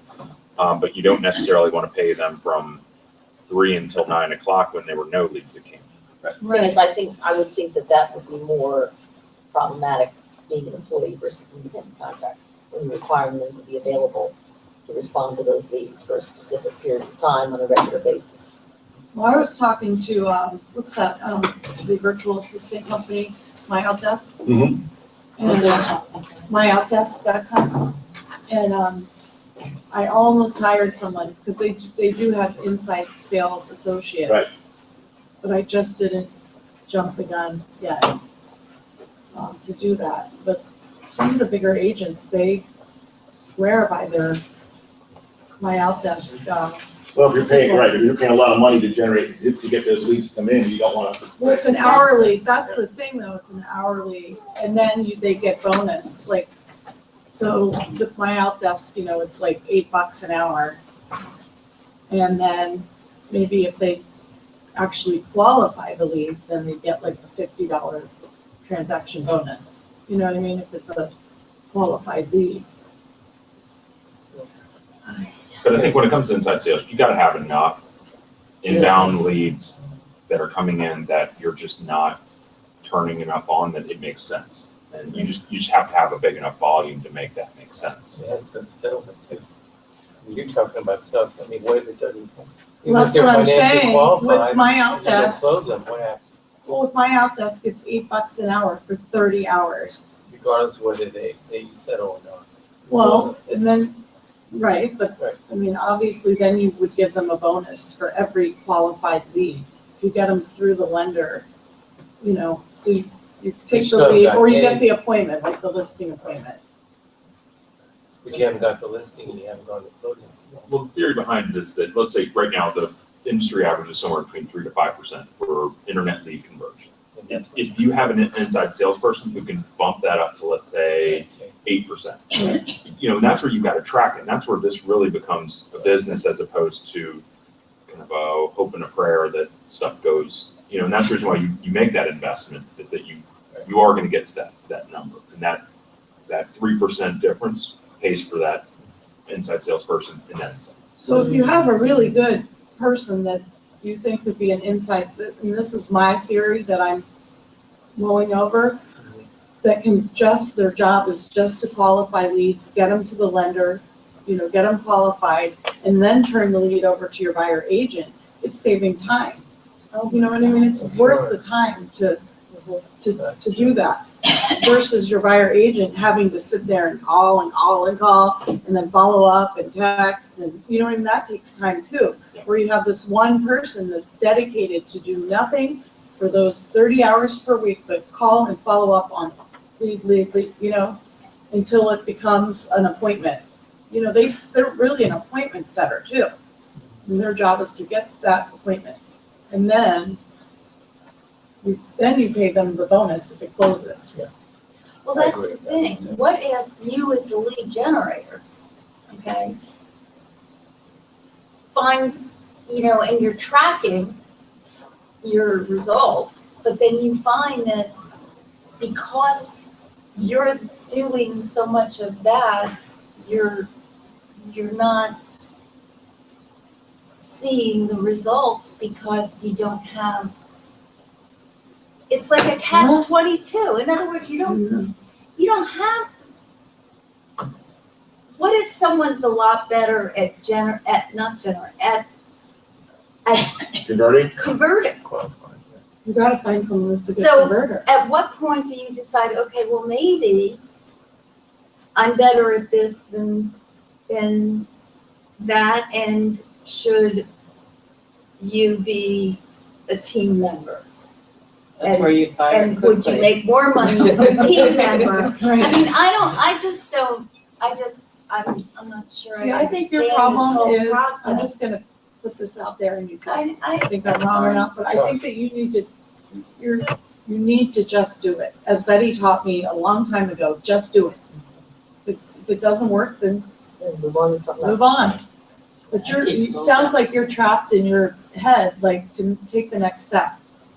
And if you know what I mean, you have to take a chance if you want to move to the next level. And that's the number one thing that I learned in my coaching is you have to take that But you have to make enough to get to that next level. But you're never gonna Well, You actually have take to that take the risk. You have chance. to I take mean, that risk. Remember, you bring somebody on, the whole, remember I said in the beginning, the premise is that when you bring somebody on, it's supposed to result in an increase in profit. That's the whole idea. Right. I bring somebody on. So that's called risk. I mean, that's running a business. There's always risk involved. I would caution you before you go out and say, I need a buyer agent. What you need to be most concerned about is not the cost. You have to make sure you have enough business for that person. If you're bringing somebody on, you should only bring that person on when you have so much business you can't handle yourself. And then you bring somebody on, because where we run the most of our problems are disheartened team members who say, I really want to be part of this team, but I'm not getting enough business, right? And so you have to make sure that there's enough business for whoever you bring on board. And there should be enough that it increases the profit, your profit. Meaning you shouldn't just make enough that person, can survive, but you should thrive once you hire somebody. So that's key. And if you're not, then you have to go, then it may be you, or it may be the person you work with. Meaning, if they're getting enough leads and you're tracking it correctly and they're not converting it, then it's them, it's not you. But if you're not giving them enough business, then you're going to have a problem. And that's what we're seeing. Again, that's the building they will come thing. You're jumping at. Make sure you have enough business that you have all that you can handle. then you bring somebody on. You have to spend money to make money in the beginning. You have to be committed that maybe the first year that you do your team, you're not gonna make, your profits may not be as much as without an assistant, but once you build it, then. But you shouldn't hire an assistant unless you perfect what you're already doing, right? I'll tell you Well, the thing is, I'm here, and I'll tell you what has been working for me to build my confidence there is when I sat down and talked to Dale and he said, you need to have goals. So if Okay. you set the goal of, okay, I want to build a team, what are the steps to get there? And you do those steps and they start working and you have more confidence, you'll get there. But you can't already try to figure it out in your head because you'll stop yourself right away. And a lot of people, I said this in the very beginning slide, I think it was that people say, I can't afford one. They always say that. But the thing is, remember what Brian Eisner said? He said, there's 4 things you should be doing. So just keep that in mind. If you're doing all the other things and not doing those 4 things, then you need somebody to be helping you with your business. And they will pay for themselves. But you have to take that risk. You have to take the jump out. I would always take the financial risk and hire an administrative assistant before I would do anything else. Because I think just because you can do so much more. And the people that don't, they come back and say, I made the biggest mistake in my, I mean, that's one thing like Almost Jana everybody said tells you the when time she of was when did my starting business turn around? My she said business turned around when I hired an Right. admin, when I got somebody to help me with my business, okay? And again, you can take little baby steps, like Jason, you can hire an intern, you get yourself organized, so your systems are in such that you can then bring somebody on. But then that person, when you bring somebody on board, their job is to make your business even more organized. I mean, that's what you. Doing and done board, you have to do it. Yeah. That's number 1. That's what got me getting that. Okay, last thing I'll say is, remember I said I have all kinds of, I have team concerts, I've got all kinds of things, I'd be happy to sit down with you and sometimes it's just to talk our way through, and, I'm having a problem with this, I'm having a problem there, and I'm happy to help you, so individually, let me know what you need to get together. Okay? Antidepressant helps. Jenny. Dale can help you there. Trust Okay, me. all else fails, all else Drugs. fails. Being honest, and that's the best thing in the Because then you're world. not like, Tough love. worrying and. Yeah. and, You get in Out your own thinking head. yourselves, Yeah, yeah. you do. Well, it looks like Joe got us some lunch, which is nice, so. Thanks, Joe. So thank you guys for coming out. I know it was a crappy day, but we just figured we'd go. All righty. Oh, I brought you things that I consider marketing. Okay. I'll tell you. Yeah, I'll do the order before I show it to you. Want to swap checklists? My goal is to do the ultimate checklist. You've seen me. I've been working on this checklist for a year. I've been working on